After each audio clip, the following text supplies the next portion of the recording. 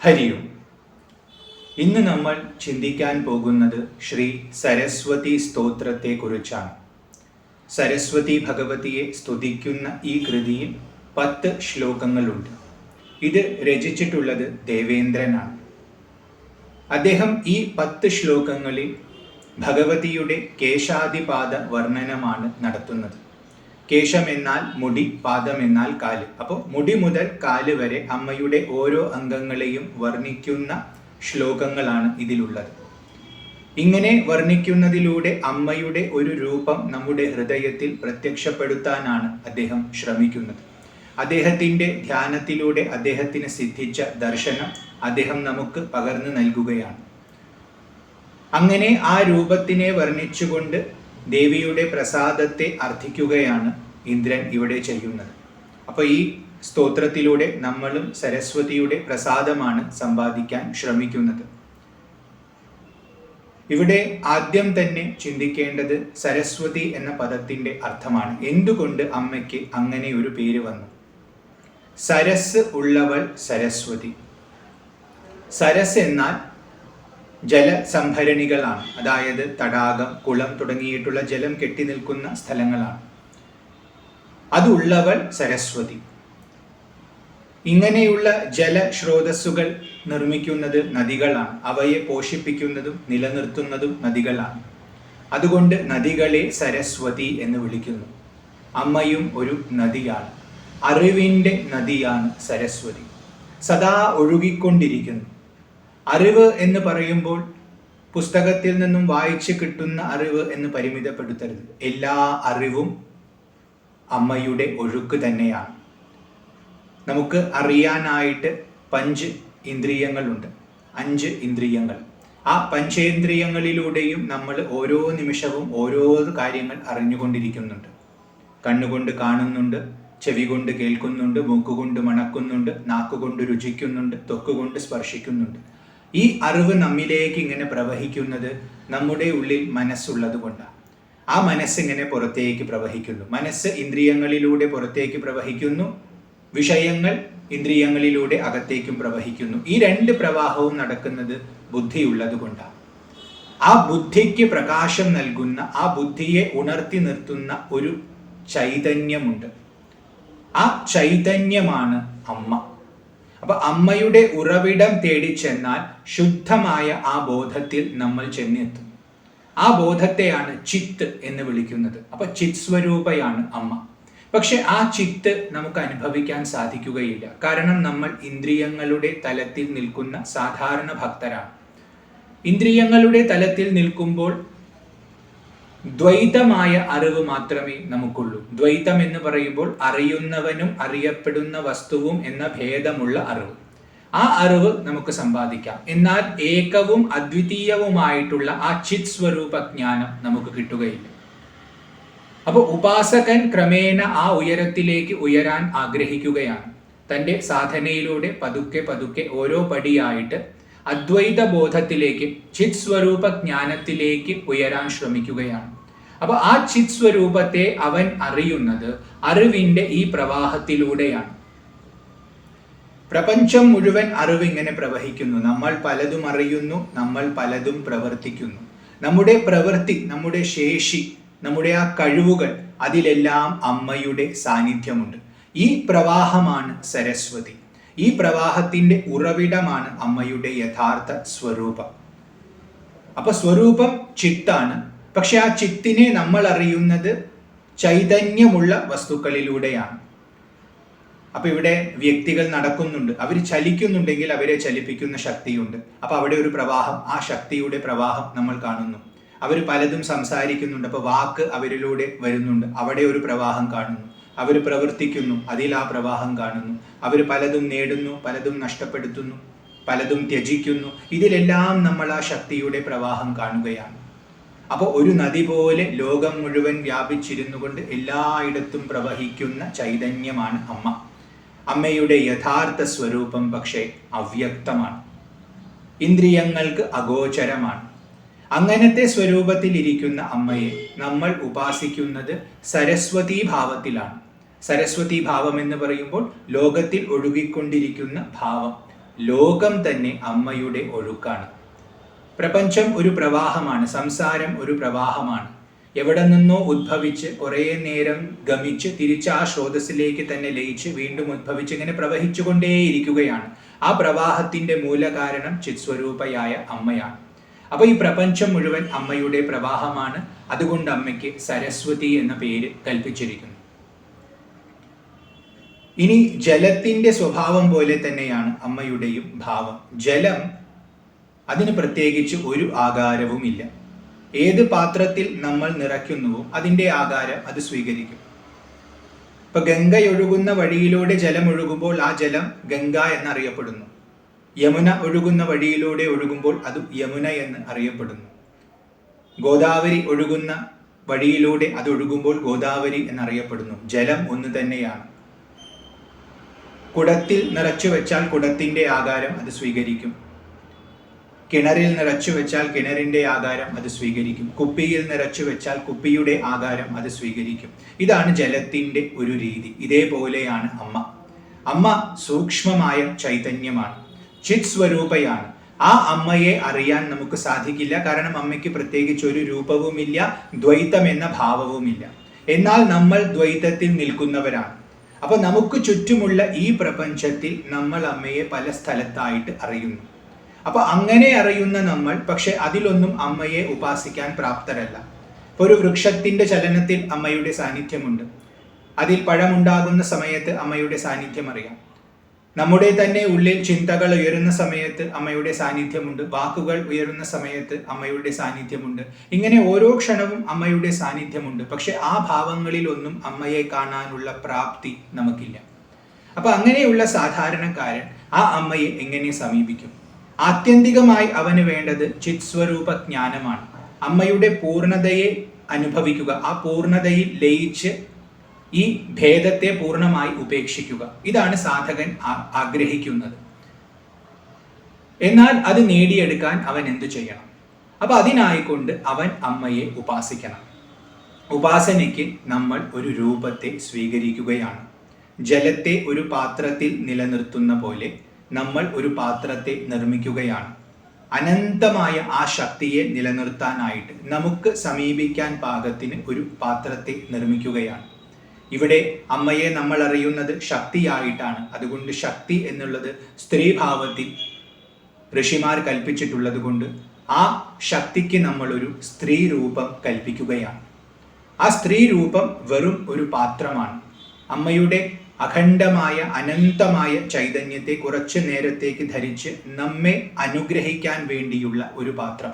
നമുക്ക് അമ്മയെ സമീപിക്കാൻ വേണ്ടി നമ്മൾ നമ്മുടെ മനസ്സുകൊണ്ട് നിർമ്മിക്കുന്ന ഒരു പാത്രം.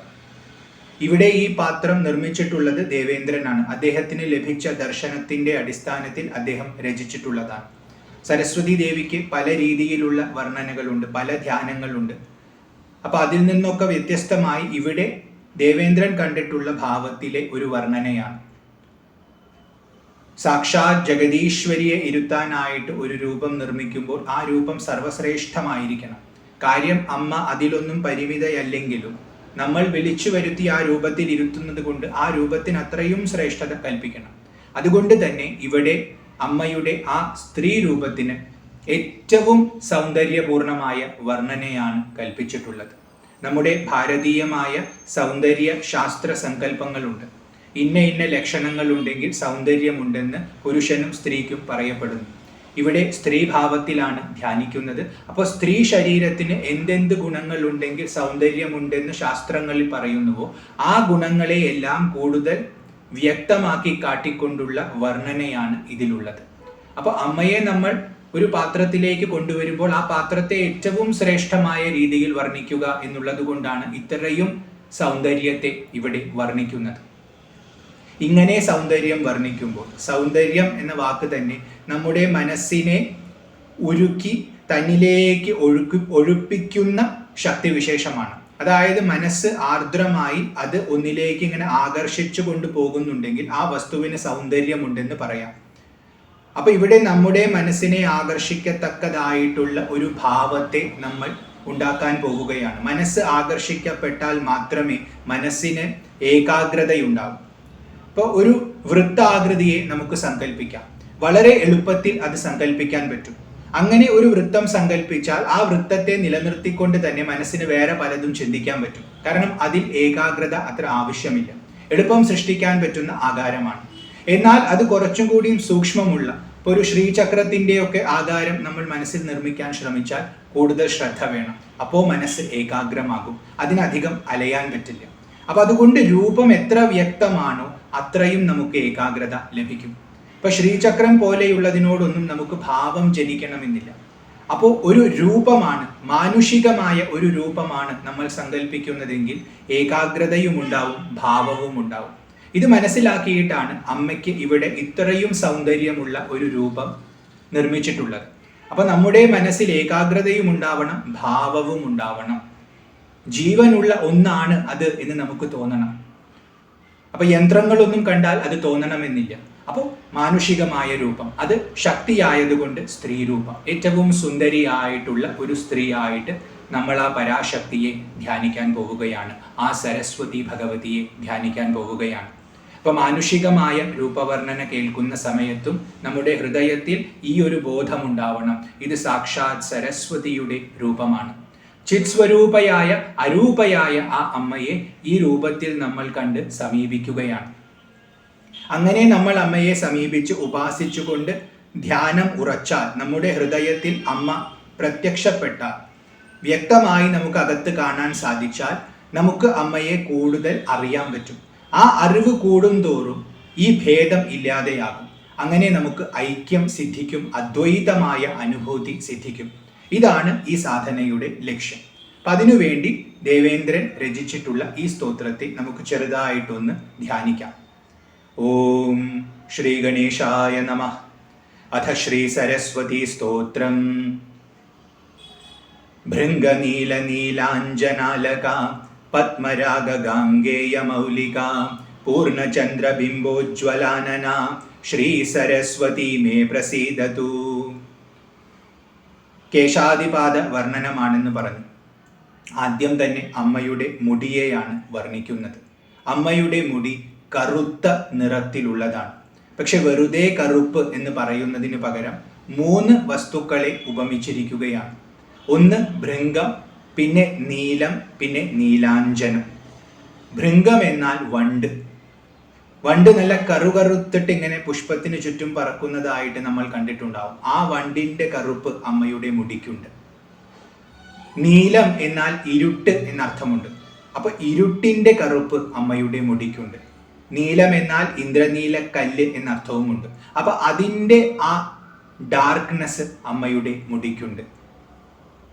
നീലാഞ്ജനം എന്ന് പറഞ്ഞാൽ ബ്ലാക്ക് ആന്റിമണി എന്ന് പറയും. ഒരു ലോഹമാണ്, വളരെ കറുത്തിട്ടുള്ള ഒരു ലോഹമാണ്. ആ ലോഹത്തിന്റെ കറുപ്പ് അമ്മയുടെ മുടിക്കുണ്ട്. മുടിയാണ് അലക എന്ന ശബ്ദം കൊണ്ട് ഇവിടെ സൂചിപ്പിച്ചിട്ടുള്ളത്. അപ്പോൾ ഭൃംഗം, നീലം, നീലാഞ്ജനം എന്നിവയെ പോലെയുള്ള അലകത്തോടൊത്തവളാണ് അമ്മ. അമ്മയുടെ മുടി നല്ല കറുത്തിട്ടാണ്, നല്ല കറുകറുത്ത മുടിയാണ്, നല്ല ഡെൻസ് ആയിട്ടുള്ള തിക്കായിട്ടുള്ള മുടിയാണ്. ആ മുടിയെ നമ്മൾ സങ്കല്പിക്കണം. ആ മുടി അമ്മ കെട്ടിവെച്ചതായിട്ട് നമുക്ക് മനസ്സിൽ കാണാൻ സാധിക്കണം. ഇവിടെ അത്ര ആഴത്തിലൊന്നും പറയുന്നില്ലെങ്കിലും നമ്മൾ ധ്യാനിക്കുന്ന സമയത്ത് നമ്മുടെ ഭാവനയെ ഉപയോഗിച്ചുകൊണ്ട് ആ രൂപത്തെ പോഷിപ്പിക്കണം. എത്ര വ്യക്തമായി കാണാൻ പറ്റുമോ അത്രയും വ്യക്തമായി കാണണം. കാരണം വ്യക്തത കൂടും തോറും അടുപ്പവും കൂടും, ഏകാഗ്രതയും കൂടും, ഭാവവും വർദ്ധിക്കും. അപ്പൊ ഇവിടെ നല്ല കറുത്ത മുടിയാണ് അമ്മയ്ക്ക് എന്ന് പറഞ്ഞു. ആ മുടിയെ നമുക്ക് കുറച്ചുകൂടി ഭംഗിയാക്കാം നമ്മുടെ മനസ്സിൽ. അത് നമ്മുടെ ഇഷ്ടത്തിനനുസരിച്ചാണ്. ഇപ്പൊ ഇവിടെ ഒരു ഉദാഹരണമായിട്ട് പറഞ്ഞാൽ മുടി കെട്ടി വെച്ചിരിക്കുന്നതായി, നല്ല നീളമുള്ളതായിട്ട്, അതിൽ പുഷ്പങ്ങളൊക്കെ ധരിച്ചിരിക്കുന്നതായിട്ട് നമുക്ക് സങ്കല്പിക്കാം. നമുക്ക് ഇഷ്ടമുള്ള പൂക്കൾ അവിടെ അമ്മ മുടിയിൽ ധരിച്ചതായിട്ട് നമുക്ക് കൽപ്പിക്കാം. എന്തായാലും നല്ല കറുത്ത മുടിയാണ് അമ്മയ്ക്കുള്ളത്. അത് കഴിഞ്ഞു പറയുന്നു, അമ്മ ഒരു കിരീടം ധരിച്ചിട്ടുണ്ട്. നല്ല കറുകറുത്ത മുടിയിൽ നല്ല തിളങ്ങുന്ന കിരീടമാണ് അമ്മ ധരിച്ചിട്ടുള്ളത്. ആ കിരീടത്തിന്റെ വർണ്ണനയാണ് അടുത്തതായി. പത്മരാഗ ഗാംഗേയ മൗലിക. പത്മരാഗം എന്ന് പറഞ്ഞാൽ മാണിക്യം, നല്ല ചുവന്ന മാണിക്യം, വെട്ടിത്തിളങ്ങുന്ന മാണിക്യം. ആ പത്മരാഗം, അതുപോലെ ഗാംഗേയം. ഗാംഗേയം എന്ന് പറഞ്ഞാൽ സ്വർണം, മൗലിക എന്ന് പറഞ്ഞാൽ കിരീടം. അപ്പൊ സ്വർണം കൊണ്ടുള്ള കിരീടമാണ് അമ്മ ധരിച്ചിട്ടുള്ളത്. ആ കിരീടത്തിൽ മാണിക്യങ്ങൾ, പത്മരാഗങ്ങൾ പതിച്ചിട്ടുണ്ട്. അപ്പൊ സ്വർണത്തിന്റെ കാന്തിയുണ്ട്, അതിൽ ഈ മാണിക്യം ധരിച്ചിട്ടുണ്ട്, അതിന്റെ കാന്തിയുണ്ട്. അങ്ങനെ വളരെ ശോഭിക്കുകയാണ് ആ കിരീടം. അത് ധരിച്ചിട്ടുള്ളതോ അമ്മയുടെ കറുത്ത മുടിയുടെ മുകളിലാണ്. അപ്പൊ ആ കോൺട്രാസ്റ്റ് നമുക്ക് മനസ്സിൽ ഇങ്ങനെ കാണാൻ പറ്റണം. നല്ല കറുകറുത്ത മുടി, അതിൽ വെട്ടിത്തിളങ്ങുന്ന, അതിന്റെ മുകളിൽ ശോഭിക്കുന്ന കിരീടം. അപ്പോ ഭൃംഗനീല നീലാഞ്ജനാലക പത്മരാഗ ഗാംഗേയ മൗലിക പൂർണ്ണചന്ദ്ര ബിംബോജ്വലാനന. അപ്പൊ നമ്മൾ കിരീടം കണ്ടു, മുടി കണ്ടു. ഇനി അതിന് താഴെയുള്ള അമ്മയുടെ മുഖകാന്തി വർണ്ണിക്കുകയാണ്. അമ്മയുടെ മുഖം ആനനം ഉജ്വലയാണ്, ജ്വലിച്ചുകൊണ്ടിരിക്കുകയാണ്, ശോഭിക്കുകയാണ്. എങ്ങനെയാണ് അത് ശോഭിക്കുന്നത്? പൂർണ്ണചന്ദ്ര ബിംബോജ്വലാനന. പൂർണ്ണചന്ദ്രന്റെ ബിംബത്തെ പോലെയാണ് അത് ശോഭിക്കുന്നത്. ചന്ദ്രൻ അതിന്റെ പൂർണ്ണതയിൽ നിൽക്കുമ്പോൾ അതിനുണ്ടാകുന്ന കാന്തി എത്രയാണെന്ന് നമുക്ക് മനസ്സിൽ കാണാൻ സാധിക്കണം. ആ കാന്തി അമ്മയുടെ മുഖത്തിനുണ്ട്. ചന്ദ്രന്റെ കാന്തി തണുത്ത കാന്തിയാണ്, തണുപ്പിക്കുന്ന കാന്തിയാണത്. മനസ്സിനെ അത് ആഹ്ലാദിപ്പിക്കും. അതേപോലെ അമ്മയുടെ മുഖത്തെ നോക്കിയാൽ നമ്മുടെ മനസ്സിൽ ആഹ്ലാദമുണ്ടാകും, നമുക്കൊരു കുളിർമയുണ്ടാകും. നമ്മുടെ ഉള്ളിലുള്ള എല്ലാ താപങ്ങളും തണുക്കും. ഒരുപാട് ദുഃഖങ്ങൾ സഹിച്ചുകൊണ്ടാണ് നമ്മൾ അമ്മയെ സമീപിക്കുന്നത്. അപ്പൊ അമ്മയുടെ ആ മുഖക്കാന്തി കാണുമ്പോൾ തന്നെ ആ കാന്തി നമ്മുടെ ഹൃദയത്തിൽ തട്ടി അകത്തുള്ള എല്ലാ താപങ്ങളെയും എല്ലാ ദുഃഖങ്ങളെയും ശമിപ്പിക്കും, അവിടെ ആഹ്ലാദത്തെ ജനിപ്പിക്കും. അപ്പൊ ഈ ഒരു തത്വം സൂചിപ്പിക്കാനായിട്ട് പൂർണ്ണചന്ദ്ര ബിംബോജ്വലാനന, പൂർണ്ണചന്ദ്രന്റെ ബിംബത്തിന്റെ പോലെ ഉജ്ജ്വലമായ ആനനത്തോടു കൂടിയവളാണ് അമ്മ. അപ്പൊ അമ്മയുടെ മുഖം നമ്മൾ ഏതാണ്ട് ഇങ്ങനെ കാണുകയാണ്. ആ തിളക്കം, അംഗങ്ങളൊന്നും വ്യക്തമായി കണ്ടിട്ടില്ല, പക്ഷെ ആ തിളക്കമാണ് ആദ്യം കാണുന്നത്. കാരണം അത്രയും കാന്തിയാണ്. അപ്പോൾ നല്ല കറുകറുത്ത മുടി, അതിൽ അമ്മ കിരീടം ധരിച്ചിട്ടുണ്ട്, സ്വർണ്ണ കിരീടമാണ്, അതിൽ പത്മരാഗം പതിച്ചിട്ടുണ്ട്. നല്ല പൂർണ്ണചന്ദ്രന്റെ കാന്തിയോടൊത്ത മുഖമാണ് അമ്മയ്ക്ക്. അങ്ങനെയുള്ള ശ്രീ സരസ്വതി മേ പ്രസീദതു. ശ്രീ എന്നിവിടെ ചേർത്ത് പറയുന്നത് കൊണ്ട് അമ്മ ഐശ്വര്യ സ്വരൂപിണിയാണ്. ഈ പ്രപഞ്ചത്തെ മുഴുവൻ നിലനിർത്തുന്നത് അമ്മയുടെ ഒഴുക്കാണ്. ഈ പ്രപഞ്ചത്തിലുള്ള എല്ലാ ഐശ്വര്യവും അതുകൊണ്ട് അമ്മയുടെ ഒഴുക്കിൽ നിന്ന് ജനിക്കുന്നതാണ്, ആ ശക്തിയുടെ പ്രവാഹത്തിൽ നിന്ന് ജനിക്കുന്നതാണ്. അതുകൊണ്ട് അമ്മ ശ്രീ സ്വരൂപയാണ്, സരസ്വതിയാണ്, ഐശ്വര്യത്തിന്റെ ഒഴുക്കോടൊത്തവൾ എന്നും നമുക്കിവിടെ വ്യാഖ്യാനിക്കാം. അപ്പോ ശ്രീ സരസ്വതി മേ പ്രസീദത്തു, എന്നിൽ പ്രസാദിച്ചാലും. അമ്മയുടെ പ്രസാദം എനിക്ക് ലഭിക്കട്ടെ, അതിനു വേണ്ടിയാണ് അമ്മയുടെ ഈ രൂപം ഞാൻ ഇത്രയും വ്യക്തമായി എൻ്റെ ഹൃദയത്തിൽ ധ്യാനിക്കുന്നതെന്ന് ഇവിടെ വർണ്ണിച്ചിരിക്കുന്നു. അപ്പൊ ഭൃംഗനീല നീലാഞ്ജനാലക പത്മരാഗ ഗാംഗേയ മൗലിക പൂർണ്ണചന്ദ്ര ബിംബോജ്വലാനന ശ്രീ സരസ്വതി മേ പ്രസീദത്തു. അടുത്തത് രണ്ടാമത്തെ ശ്ലോകമാണ്. ഇപ്പോ മുഖത്തിന്റെ കാന്തിയാണ് നമ്മൾ കണ്ടത്. ഇനി മുഖത്തിലുള്ള അംഗങ്ങളെ കുറേശ്ശെ വർണ്ണിക്കാൻ പോവുകയാണ്. അപ്പൊ ഇവിടെ പറയുന്നു, ഫുല്ല നേത്ര പങ്കേരുഹാൻവിത രത്നക്ലുപ്ത താടങ്കഭൂഷിത ചമ്പക പ്രസൂനാഭനാസിക ശ്രീ സരസ്വതി മേ പ്രസീദതു. ഫുല്ല നേത്ര പങ്കേരുഹാൻവിത. ആദ്യം തന്നെ അമ്മയുടെ കണ്ണുകളെയാണ് വർണ്ണിക്കുന്നത്. അമ്മയുടെ നേത്രങ്ങൾ ഫുല്ലമാണ്. ഫുല്ലം എന്ന് പറഞ്ഞാൽ നല്ല വിരിഞ്ഞിരിക്കുന്നതാണ്, നല്ല തുറന്നിരിക്കുന്ന കണ്ണുകളാണ്. അമ്മ വളരെ ജാഗ്രതയോടുകൂടിയാണ് ഇരിക്കുന്നത്. നമുക്കൊരു കാര്യത്തിൽ താല്പര്യമില്ലെങ്കിൽ നമ്മുടെ കണ്ണിൽ ആ തെളിമയുണ്ടാവുകയില്ല, ആ വിരിഞ്ഞ കണ്ണുകൾ നമുക്കുണ്ടാവുകയില്ല. അത് പകുതി അടഞ്ഞ പോലെ അധികം ശ്രദ്ധയില്ലാതെ ലാഘവത്തോടു കൂടി നമ്മൾ അതിനെ നോക്കും. എന്നാൽ അതേ കാര്യത്തിൽ നമുക്ക് വളരെയധികം ശ്രദ്ധയുണ്ട്, ഇഷ്ടമുണ്ടെങ്കിൽ നമ്മുടെ കണ്ണ് നല്ല വിരിഞ്ഞിരിക്കും. അത് നമ്മുടെ മനസ്സിന്റെ അവസ്ഥയെ സൂചിപ്പിക്കുന്നു. പണ്ടത്തെ മഹർഷിമാരൊക്കെ ശിഷ്യരെ അളന്നിരുന്നത് അവരുടെ കണ്ണ് നോക്കിയിട്ടാണ്. അപ്പൊ അവിടെ ഇതറിയാനുള്ള വാഞ്ചയുണ്ടോ, അതിനുള്ള യോഗ്യതയുണ്ടോ എന്നൊക്കെ നിരീക്ഷിച്ചിട്ടാണ് അവർ ഉപദേശിച്ചിരുന്നത്. അപ്പൊ ഇവിടെ അമ്മയുടെ നേത്രങ്ങൾ ഫുല്ലമാണെന്ന് പറയുമ്പോൾ നല്ല വിരിഞ്ഞ കണ്ണുകളാണ് അമ്മയ്ക്ക്. കാരണം അമ്മ നമ്മളിൽ അത്രയും അധികം സ്നേഹത്തോടു കൂടിയാണ് പ്രത്യക്ഷപ്പെട്ടിട്ടുള്ളത്. അപ്പോൾ ആ ചന്ദ്രന്റെ ബിംബത്തിന്റെ കാന്തിയുള്ള മുഖത്തിൽ നമ്മൾ ആദ്യമായി കാണുന്നത് അമ്മയുടെ കണ്ണുകളാണ്.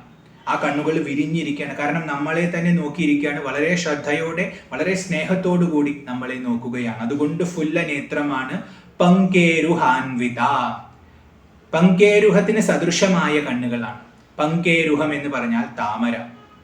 അപ്പൊ താമരയുടെ ഇതല് പോലത്തെ നീണ്ട കണ്ണുകളാണ്, അത് വിരിഞ്ഞിരിക്കുകയാണ്. അപ്പൊ നല്ല കണ്ണ് തുറന്നിട്ടാണ് അമ്മ ഇരിക്കുന്നത്. വളരെ ശ്രദ്ധയോടുകൂടി നമ്മളിൽ വളരെയധികം സ്നേഹത്തോടു കൂടിയാണ് അമ്മ ഇരിക്കുന്നത്.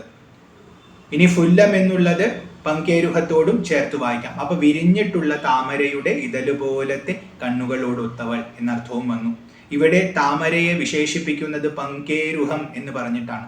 പങ്കം എന്നാൽ ചളി, ചളിയിൽ നിന്നും ഉയർന്നു വരുന്നതാണ് പങ്കേരുഹം, താമര. അപ്പൊ ഇവിടെ ഈ ഒരു പ്രയോഗം നടത്താനുള്ള കാരണം അമ്മയുടെ കണ്ണ് കാണുന്നത് ഈ ലോകത്തെയാണ്. ഈ ലോകം പങ്കമയമാണ്, ചളി പുരണ്ട് കിടക്കുന്നതാണ്. കാരണം ഇവിടെ കലർപ്പുണ്ട്, ഇവിടെ ഭേദമുണ്ട്. അമ്മ പരിശുദ്ധയാണ്, അമ്മയിൽ ഒരു കലർപ്പുമില്ല. അപ്പൊ കലർപ്പില്ലാത്ത അമ്മ കലർന്നു കിടക്കുന്ന, മലിനമായി കിടക്കുന്ന ഈ ചളിയെ നിരീക്ഷിക്കുമ്പോൾ അമ്മയ്ക്കതിൽ ഒരു ഒട്ടലുമില്ല. ഈ ചളി അമ്മയെ ബാധിക്കുന്നില്ല. ഏതുപോലെയാണോ താമര ചളിയിൽ നിന്നും വളരെ ഉയരത്തിൽ നിന്നുകൊണ്ട് ആ ചളിയുടെ സ്പർശം പോലും ഇല്ലാതെ ആ ചളിക്ക് പോലും ഖ്യാതി ഉണ്ടാക്കുന്ന വിധം വിരിഞ്ഞു ശോഭിക്കുന്നത്, അതുപോലെ അമ്മയുടെ കണ്ണുകൾ ഈ ലോകത്തെ കാണുന്നു. അപ്പൊ ഈ വൈവിധ്യത്തെ കാണുന്ന അമ്മ ഈ വൈവിധ്യത്തിൽ കുടുങ്ങിപ്പോകുന്നില്ല. അമ്മയ്ക്ക് ഇതിലൊരു തെറ്റിദ്ധാരണയില്ല. താൻ ആരാണെന്നുള്ള ബോധം സദാ അമ്മയ്ക്കുണ്ട്. ആ ഒരു ബോധം നമുക്ക് അമ്മയുടെ കണ്ണിൽ കാണാൻ സാധിക്കും. അതുകൊണ്ട് പങ്കേരുഹാൻവിത എന്ന ആ കണ്ണുകളെ വർണ്ണിച്ചിരിക്കുന്നു. അപ്പൊ നമ്മൾ അമ്മയെ ധ്യാനിക്കുമ്പോൾ അമ്മയുടെ ഭാവം ഇതാണെന്ന് ആ കണ്ണ് കണ്ടുകൊണ്ട് നമ്മൾ മനസ്സിലാക്കണം. അപ്പോൾ ഈ ധ്യാനത്തിലൂടെ ആ ഭാവം അമ്മ നമുക്കും ക്രമേണ പ്രദാനം ചെയ്യും. നമ്മൾ അതിനനുസരിച്ചുള്ള യോഗ്യത നേടിക്കഴിയുമ്പോൾ നമുക്കും ഈ ഒട്ടലില്ലാത്ത കാഴ്ച, ഈ ഉയർന്നു നിൽക്കുന്ന കാഴ്ച സിദ്ധിക്കും. കാരണം അമ്മ വളരെ ഉയരത്തിലാണ് നിൽക്കുന്നത്, നമ്മുടെ ഇടയിൽ നിൽക്കുന്ന സമയത്തും. അപ്പൊ നമുക്ക് സമീപിക്കാൻ പാകത്തിനൊരു രൂപത്തിൽ നമ്മുടെ ഹൃദയത്തിൽ പ്രത്യക്ഷപ്പെടുമ്പോഴും അമ്മയുടെ ഭാവം വളരെ ഉയർന്ന ഭാവമാണ്. അതുകൊണ്ട് ഫുല്ല നേത്ര പങ്കേരുഹാൻവിത രത്നക്ലിപ്ത താടങ്ക ഭൂഷിത. കണ്ണ് പറഞ്ഞു, ഈ രണ്ട് ചെവികളെയും പറയുകയാണ്. മനോഹരമായ ചെവികളാണ് അമ്മയ്ക്കുള്ളത്. ആ ചെവിയുടെ ശോഭ കൂട്ടാനായിട്ട് രണ്ട് താട്ടങ്കങ്ങളെ അമ്മ ധരിച്ചിട്ടുണ്ട്. താട്ടങ്കം എന്ന് പറഞ്ഞാൽ നല്ല വലിയ ആഭരണമാണ്, വളരെ വലിയ വൃത്തമുള്ള രണ്ട് ആഭരണങ്ങളാണ്, അത് കർണാഭരണങ്ങളാണ്. അത് ചെവിയിൽ അമ്മ ധരിച്ചിട്ടുണ്ട്. അതിൽ രത്നം പതിച്ചിട്ടുണ്ട്, അതാണ് രത്നക്ലിപ്തം എന്ന് പറഞ്ഞിട്ടുള്ളത്. അപ്പൊ രത്നം പതിച്ചിട്ടുള്ള താട്ടങ്കം സ്വർണം കൊണ്ട് നിർമ്മിച്ചിട്ടുള്ളതായിരിക്കണം, കർണാഭരണമാണല്ലോ. അപ്പൊ സ്വർണം കൊണ്ട് നിർമ്മിച്ചിട്ടുള്ളതിൽ ഒരുപാട് രത്നങ്ങൾ പതിച്ചിട്ടുണ്ട്, അതിങ്ങനെ ശോഭിക്കുന്നുണ്ട്. അത്രയും ശോഭയോടൊത്തിട്ടുള്ള ആഭരണം ധരിച്ചിട്ടുള്ള ചെവികളോടൊത്തവളാണ് അമ്മ. അപ്പൊ അമ്മയുടെ ചെവിയെ നമുക്ക് ഇങ്ങനെ കാണാൻ സാധിക്കണം. നല്ല കോമളമായ സുന്ദരമായ ചെവികളാണ്. അതിന്റെ ശോഭയെ വർദ്ധിപ്പിച്ചുകൊണ്ട് രണ്ട് താട്ടങ്കങ്ങൾ രത്നം പതിച്ചിട്ടുള്ളത് അവിടെ ജ്വലിക്കുന്നു. ഇതിൽ ഏത് നിറത്തിലുള്ള രത്നമാണെന്നൊക്കെ നമുക്ക് തന്നെ സങ്കല്പിക്കാനുള്ള സ്വാതന്ത്ര്യമുണ്ട്. ഇപ്പോൾ ചുവന്ന നിറത്തിലോ പച്ച നിറത്തിലോ അല്ലെങ്കിൽ രണ്ടും കൂടി കലർന്നിട്ടോ നമുക്കിഷ്ടമുള്ള നിറത്തിലുള്ള രത്നങ്ങൾ പതിച്ചുകൊണ്ട് രണ്ട് താട്ടങ്കങ്ങൾ ധരിച്ചുകൊണ്ട് നിൽക്കുന്ന അമ്മയുടെ കർണങ്ങളെ നമുക്ക് കാണാൻ സാധിക്കണം. ചമ്പക പ്രസൂനാഭനാസിക, അമ്മയുടെ മൂക്കാണ് അടുത്തതായി വർണ്ണിക്കുന്നത്. അപ്പോൾ കണ്ണു പറഞ്ഞു, ചെവി പറഞ്ഞു, നല്ല തിളങ്ങുന്ന ആഭരണങ്ങൾ ധരിച്ചിട്ടുള്ള ചെവിയാണ്. ഇനി മൂക്ക് എങ്ങനെയാണെന്ന് പറയുന്നു. ചമ്പക പ്രസൂനാഭനാസിക. ചമ്പക പ്രസൂന, പ്രസൂന എന്ന് പറഞ്ഞാൽ പൂവ്.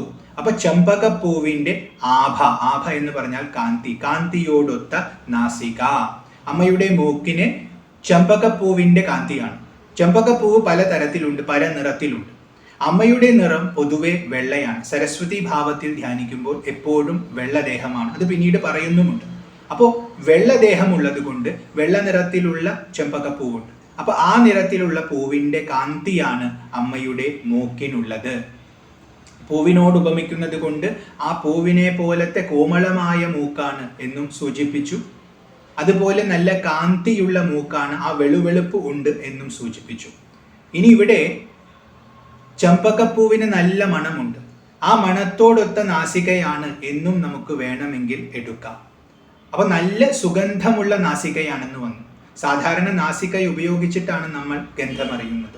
ഗന്ധം ദുർഗന്ധവുമുണ്ട്, സുഗന്ധവുമുണ്ട്. എന്നാൽ ഇവിടെ അമ്മയുടെ നാസികയിൽ ചമ്പകപ്പൂവിന്റെ മണമാണ്.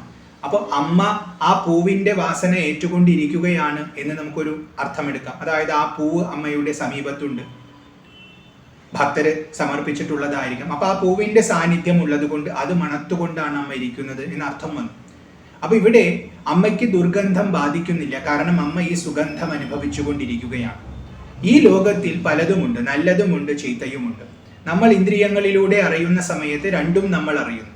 നല്ലത് നമുക്ക് സുഖമുണ്ടാക്കുന്നു, ചീത്തത് നമുക്ക് ദുഃഖമുണ്ടാക്കുന്നു. എന്നാൽ നമ്മൾ നമ്മുടെ തലത്തെ വളരെയധികം ഉയർത്തിയാൽ നമുക്ക് ഈ ദ്വൈതത്തിൽ നിന്നുമുള്ള മോചനം ലഭിക്കും. പിന്നെ നല്ലത് ചീത്ത എന്ന ഭേദമില്ല. ആ ഒരു തലത്തിൽ നമ്മൾ നിൽക്കുമ്പോൾ നമ്മൾ നമ്മുടെ ഉള്ളിലുള്ള ആനന്ദത്തിൽ രമിക്കും. അങ്ങനെയുള്ള യോഗീശ്വരന്മാര് ഈ ലോകത്തിൽ ഇരിക്കുമ്പോഴും മുക്തരായിട്ടാണ് ഇരിക്കുന്നത്. അവർക്ക് ഇതൊന്നും ബാധിക്കുന്നില്ല. അപ്പൊ അതേപോലെ അമ്മ ഇവിടെ ചമ്പകത്തിന്റെ പൂവിന്റെ മണം ആസ്വദിച്ചു കൊണ്ടിരിക്കുന്ന മൂക്കോടൊത്തവളായതുകൊണ്ട് തൻ്റെ അകത്തുള്ള ആനന്ദത്തെയാണ് അമ്മ അനുഭവിക്കുന്നത്. പുറത്തുള്ള ഈ ദുർഗന്ധങ്ങളൊന്നും അമ്മയെ ബാധിക്കുന്നില്ല. അപ്പൊ ലോകത്തിൽ ഇരിക്കുകയാണെങ്കിലും ലോകത്ത് ചേർന്നിട്ടല്ല അമ്മ ഇരിക്കുന്നത്. ഇനി നമ്മുടെ ഉള്ളിൽ പലതരത്തിലുള്ള ചിന്തകളുണ്ട്. ആ ചിന്തകളുടെ ബീജമായി കിടക്കുന്നത് വാസനകളാണ്. ഈ വാസനകൾ വിരിഞ്ഞ് ചിന്തകളായി, ചിന്തകൾ ആഗ്രഹങ്ങളായി, ആഗ്രഹങ്ങൾ കർമ്മങ്ങളായിട്ട് പരിണമിക്കുന്നതാണ് നമ്മുടെ ഗതി. അതിലൂടെയാണ് നമ്മൾ പുണ്യവും പാപവും ഒക്കെ സമ്പാദിക്കുന്നത്. അപ്പോൾ വാസനകൾ രണ്ട് തരത്തിലുണ്ടാവാം. നല്ല വാസനകളും ഉണ്ടാവാം, ദുർവാസനകളും ഉണ്ടാവാം. അങ്ങനെയുള്ളപ്പോൾ അമ്മ നമ്മളെ കാണുന്ന സമയത്ത് അമ്മ സുഗന്ധമാണ് അനുഭവിക്കുന്നത്. ചെമ്പകപ്പൂവിന്റെ ആഭയോടൊത്ത നാസികയാണെന്ന് പറയുമ്പോൾ ആ ഒരു കാന്തിയോട് കൂടിയ നാസികയാണ്. അപ്പൊ ആ സുഗന്ധം അനുഭവിച്ചു കൊണ്ടിരിക്കുകയാണെന്ന തലത്തിലെടുത്താൽ നമ്മുടെ ഉള്ളിലുള്ള വാസനകളിൽ ദുർവാസനകളെ അമ്മ ഗണിക്കുന്നില്ല. സദ്വാസനകളെ മാത്രം അമ്മ അറിയുന്നു. കാരണം അമ്മ അതിൽ താല്പര്യമുള്ളവളാണ്.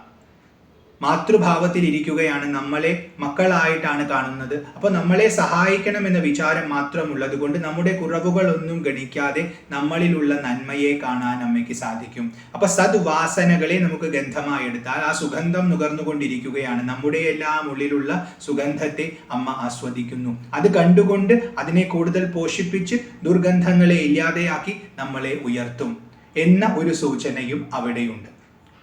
ലളിതമായി പറഞ്ഞാൽ ചെമ്പകപ്പൂവിന്റെ കാന്തിയോടൊത്ത നാസികയുള്ളവൾ. അപ്പൊ ആ മൃദുലത ആ നാസികയ്ക്കുണ്ടെന്ന് നമ്മൾ സങ്കല്പിക്കണം.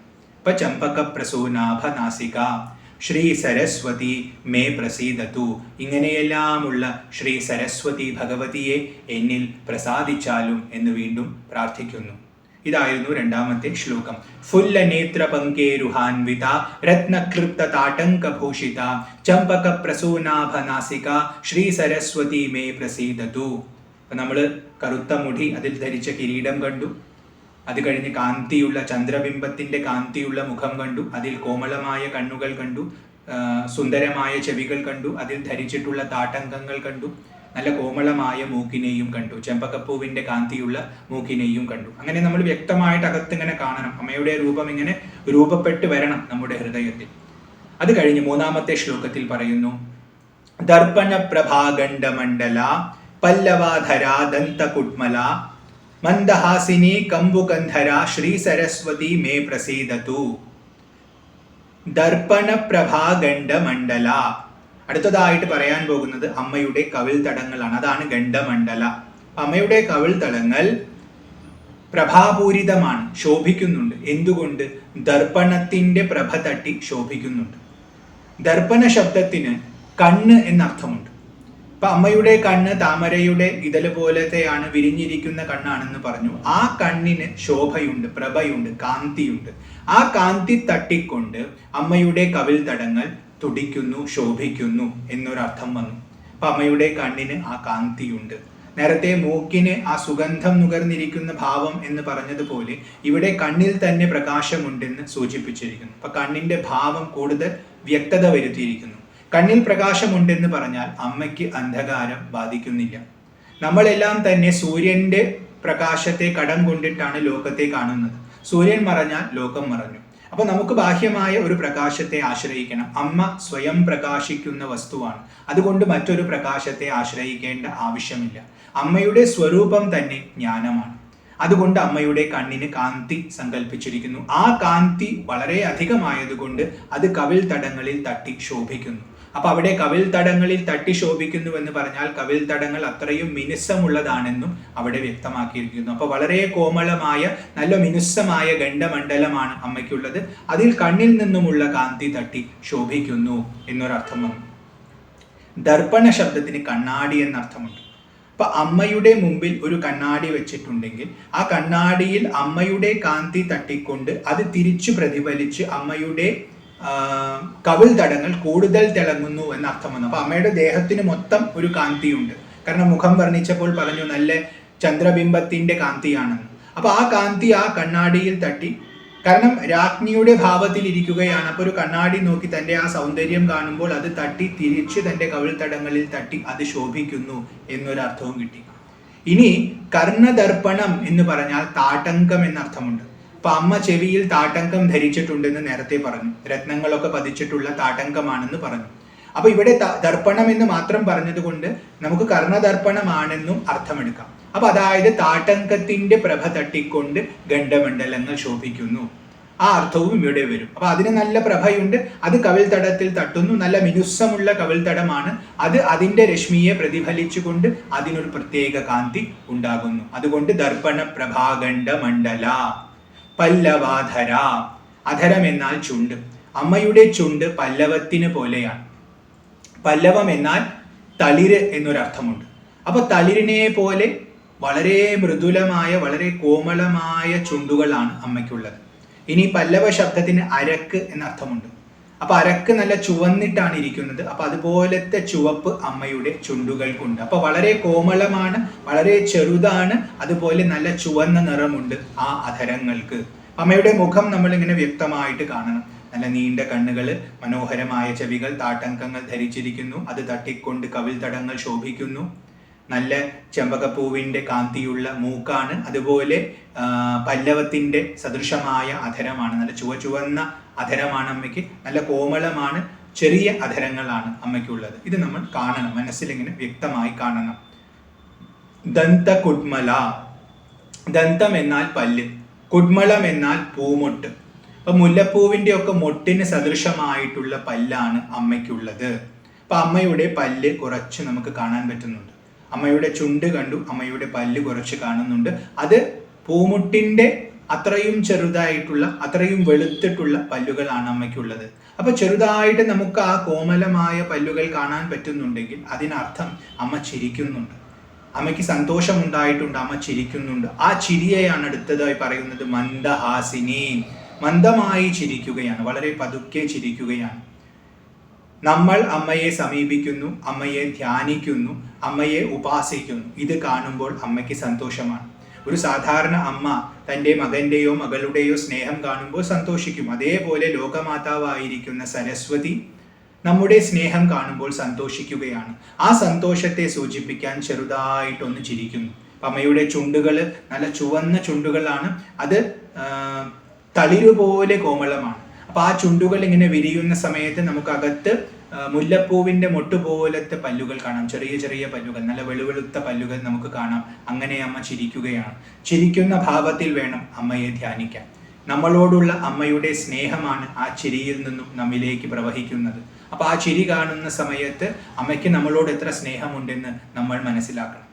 മാത്രവുമല്ല, അമ്മയുടെ അവ്യക്തതയും ആ ചിരിയിലുണ്ട്. കാരണം ആ ചിരിയിൽ ഒരു രഹസ്യമുണ്ട്, മന്ദഹാസമാണ്. ആ ചിരി കാണുമ്പോൾ എന്തിനായിരിക്കും അമ്മ ചിരിക്കുന്നത് എന്ന് നമുക്ക് തോന്നിപ്പോകും. ആ രീതിയിലുള്ള ഒരു ചിരിയാണ്. കാരണം അമ്മയുടെ ഭാവം അത്രയും വലുതാണ്.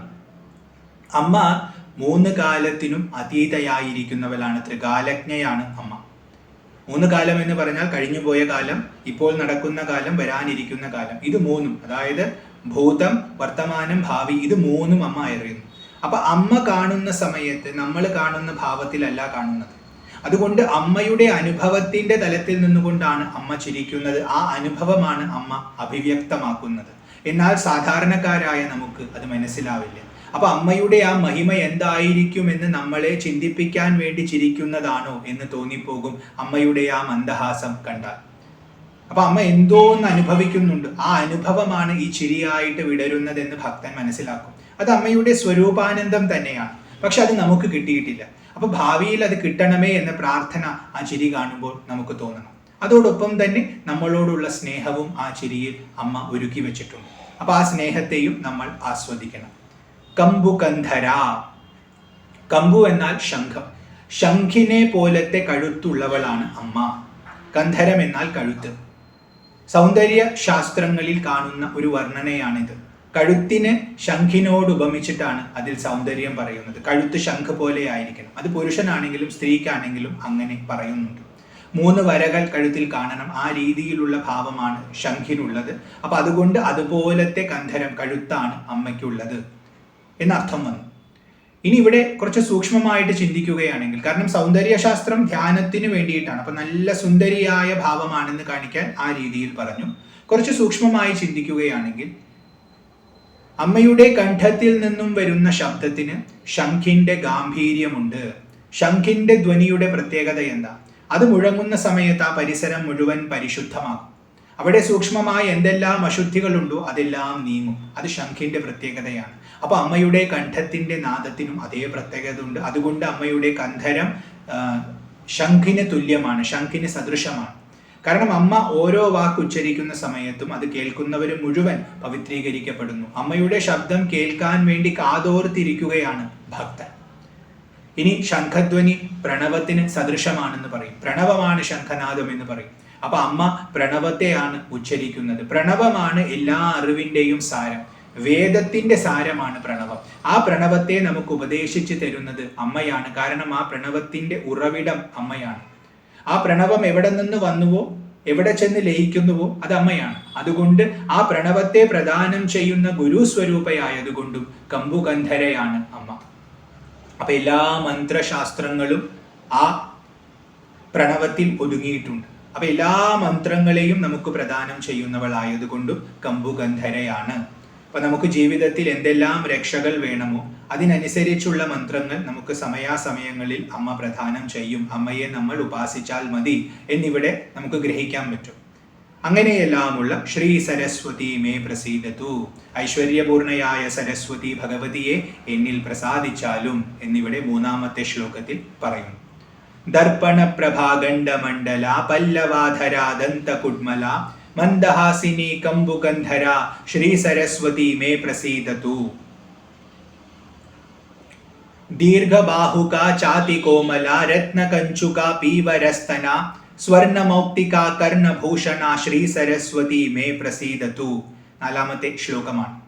ദീർഘബാഹുക, അമ്മയുടെ കൈകൾക്ക് വളരെയധികം നീളമുണ്ട്. നല്ല നീണ്ട കൈകളാണ് അമ്മയ്ക്കുള്ളത്. ഭക്തരെ എടുക്കാനുള്ള ആ കഴിവ് അമ്മയ്ക്കുണ്ടെന്ന് സൂചിപ്പിക്കുകയാണ്. കാരണം നമ്മളൊക്കെ വളരെ താഴെയാണ്, വളരെ താഴ്ന്ന തട്ടിൽ ഇരിക്കുന്നവരാണ്. അമ്മയോ വളരെ ഉയരത്തിൽ ഇരിക്കുന്നവളാണ്. അപ്പൊ ആ ഉയരത്തിലിരിക്കുന്ന അമ്മയ്ക്ക് നമ്മുടെ അടുത്തേക്ക് എത്താൻ പറ്റുമോ, നമ്മളെ ഗ്രഹിക്കാൻ പറ്റുമോ എന്ന സംശയം നമുക്കുണ്ടെങ്കിൽ അങ്ങനെ ഒരു സംശയമേ വേണ്ട എന്ന് കാണിച്ചുകൊണ്ട് അമ്മയുടെ കൈ പ്രദർശിപ്പിക്കുന്നു. വളരെ നീണ്ട കൈയാണ് അമ്മയ്ക്കുള്ളത്. അപ്പൊ നമ്മുടെ അടുത്തേക്ക് ആ കൈ എത്തും, നമ്മളെ ഉയർത്താൻ ആ കൈയിന് സാധിക്കും എന്ന് നമുക്ക് ഗ്രഹിക്കാൻ സാധിക്കണം. അപ്പൊ അമ്മയുടെ കരുത്ത് ആ കയ്യിലുണ്ട്. യോദ്ധാക്കൾക്ക് പൊതുവെ നീണ്ട കൈകൾ പറയും. അപ്പൊ അമ്മ ശക്തി സ്വരൂപിണിയാണ്.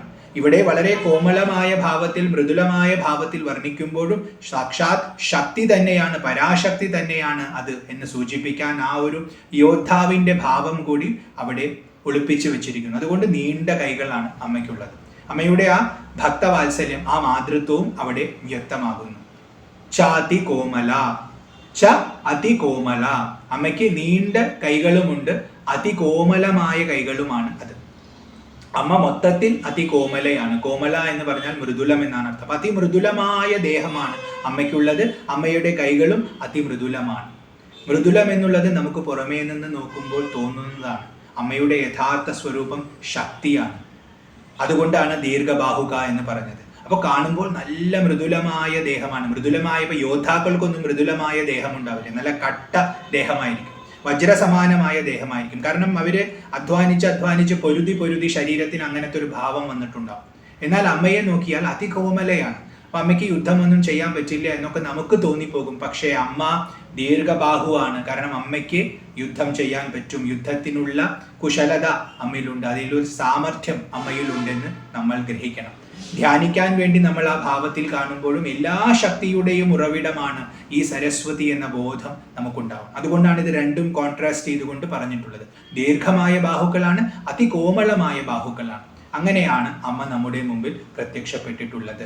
അപ്പൊ നമ്മളെ എടുക്കുന്ന സമയത്തൊക്കെ അതികോമളമായതുകൊണ്ട് നമുക്ക് ഒരു വേദനയും ഉണ്ടാവില്ല. നല്ല സുഖമായിട്ട് അമ്മയുടെ ഒക്കത്തിങ്ങനെ ഇരിക്കാൻ പറ്റും. നമ്മളൊക്കെ മക്കളാണല്ലോ. അപ്പൊ അമ്മ അത്രയും കോമളമായ കൈകളാണ്. അത് ആ കോമളത വെച്ചിട്ടുള്ളത് നമ്മളെയൊക്കെ എടുക്കാൻ വേണ്ടിയിട്ടാണ്. കാരണം നല്ല കാഠിന്യമുള്ള കൈ വെച്ചിരുന്നുവെങ്കിൽ നമുക്കൊക്കെ വളരെയധികം ബുദ്ധിമുട്ടാവും. അപ്പൊ അങ്ങനെ ബുദ്ധിമുട്ടണ്ട എന്ന് ഭക്തരോടുള്ള വാത്സല്യം കൊണ്ടും കോമളമായ കൈകളാണ് അമ്മ ധരിച്ചിട്ടുള്ളത്. അപ്പൊ ദീർഘബാഹുക ചാതി കോമള,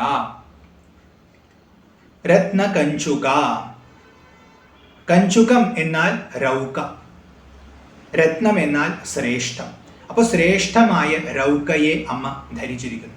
സ്ഥനത്തെ മറയ്ക്കുന്ന വസ്ത്രമാണ് രൗക. അപ്പോൾ നല്ല ശ്രേഷ്ഠമായ രൗകയെ അമ്മ ധരിച്ചിരിക്കുന്നു. അപ്പോൾ കഞ്ചുക ശബ്ദത്തിന് പോർച്ചട്ട എന്നർത്ഥമുണ്ട്, കവചം എന്ന അർത്ഥമുണ്ട്. അപ്പോൾ വേണമെങ്കിൽ രത്നം പതിച്ചിട്ടുള്ള കവചം ധരിച്ചിട്ടുണ്ട് എന്ന് വേണമെങ്കിൽ നമുക്ക് ചിന്തിക്കാം. പക്ഷേ സരസ്വതി ഭാവത്തിൽ കവചമൊന്നും ധരിക്കില്ല, പോരിനുള്ള ഭാവമൊന്നുമല്ല, മാതൃഭാവം തന്നെയാണ്. അതുകൊണ്ട് രൗകയാണ് അവിടെ യഥാർത്ഥ അർത്ഥം. പക്ഷെ കവചം എന്ന അർത്ഥം കൂടി ഉണ്ടെന്ന് ഗ്രഹിക്കാം. അപ്പോൾ വളരെ ശ്രേഷ്ഠമായ ഒരു രൗക അമ്മ ധരിച്ചിട്ടുണ്ട്. അപ്പൊ ദീർഘമായ ബാഹുക്കളുണ്ട്, അതീവ മൃദുലമാണ് ആ ബാഹുക്കൾ. അതുപോലെ നല്ല ശ്രേഷ്ഠമായിട്ടുള്ള നല്ല വെട്ടിത്തിളങ്ങുന്ന രൗക അമ്മ ധരിച്ചിട്ടുണ്ട്. പീവരസ്തന, അമ്മയ്ക്ക് പീവരമായ സ്തനങ്ങളാണ് ഉള്ളത്. പീവരം എന്ന് പറഞ്ഞാൽ വലുത്, തടിച്ചത് എന്നർത്ഥമാണ്. അപ്പൊ നല്ല തടിയുള്ള സ്തനങ്ങളാണ് അമ്മയ്ക്കുള്ളത്. ഇതും സൗന്ദര്യ ശാസ്ത്രത്തിന്റെ അടിസ്ഥാനത്തിലാണ് പറയുന്നത്. സ്ത്രീയുടെ സൗന്ദര്യത്തിന്റെ ലക്ഷണങ്ങളായി ഓരോ അംഗത്തിന് ഇന്ന ഇന്ന ഘടന എന്ന് പറയുമ്പോൾ പീവരസ്തനയാണ് സൗന്ദര്യ ലക്ഷണം എന്ന് പറയുന്നു. അപ്പൊ അമ്മയ്ക്ക് നമ്മൾ അത്രയും സൗന്ദര്യം കൽപ്പിക്കുന്നത് കൊണ്ട് അമ്മയും പീവരസ്തനയാണ്, വളരെ തടിച്ച സ്തനത്തോടു കൂടിയവളാണ് എന്ന് പറയപ്പെടുന്നു. ഇനി ഇവിടെ നമ്മളൊന്ന് സൂക്ഷ്മമായിട്ട് ചിന്തിക്കുകയാണെങ്കിൽ അമ്മയുടെ പുഷ്ടിയുടെ സൂചനയാണ് ആ പീവരസ്തനം. സ്ത്രീകൾക്കും പൊതുവെ നല്ല പുഷ്ടമായ ദേഹമാണെന്ന് സൂചിപ്പിക്കുന്നതാണ് പീവരസ്തനം. അപ്പൊ അമ്മ നല്ല പുഷ്ടയാണെന്ന് അതിൽ നിന്നും ഗ്രഹിക്കാം. ഒന്നും കൂടിയും സൂക്ഷ്മമായി നോക്കിയാൽ മക്കൾക്ക് ആവശ്യമുള്ള പോഷകങ്ങൾ മുഴുവൻ അമ്മ മക്കൾക്ക് കൊടുക്കുന്നത് സ്തന്യമായിട്ടാണ്, സ്തനത്തിൽ നിന്നും വരുന്ന പാലായിട്ടാണ്. ഈ ലോകത്തിലെ സാധാരണ അമ്മമാര് മക്കളെ അങ്ങനെയാണ് പോഷിപ്പിക്കുന്നത്. അവരുടെ തന്നെ അംശത്തിന്റെ, അവരുടെ തന്നെ ഊർജത്തിന്റെ സാരത്തെയാണ് അവർ പാല് രൂപേണ, സ്തന്യ രൂപേണ മക്കൾക്ക് കൊടുക്കുന്നത്. അതിലൂടെ മാത്രമേ മക്കൾക്ക് ആദ്യകാലങ്ങളിൽ പോഷണം കിട്ടുന്നുള്ളൂ.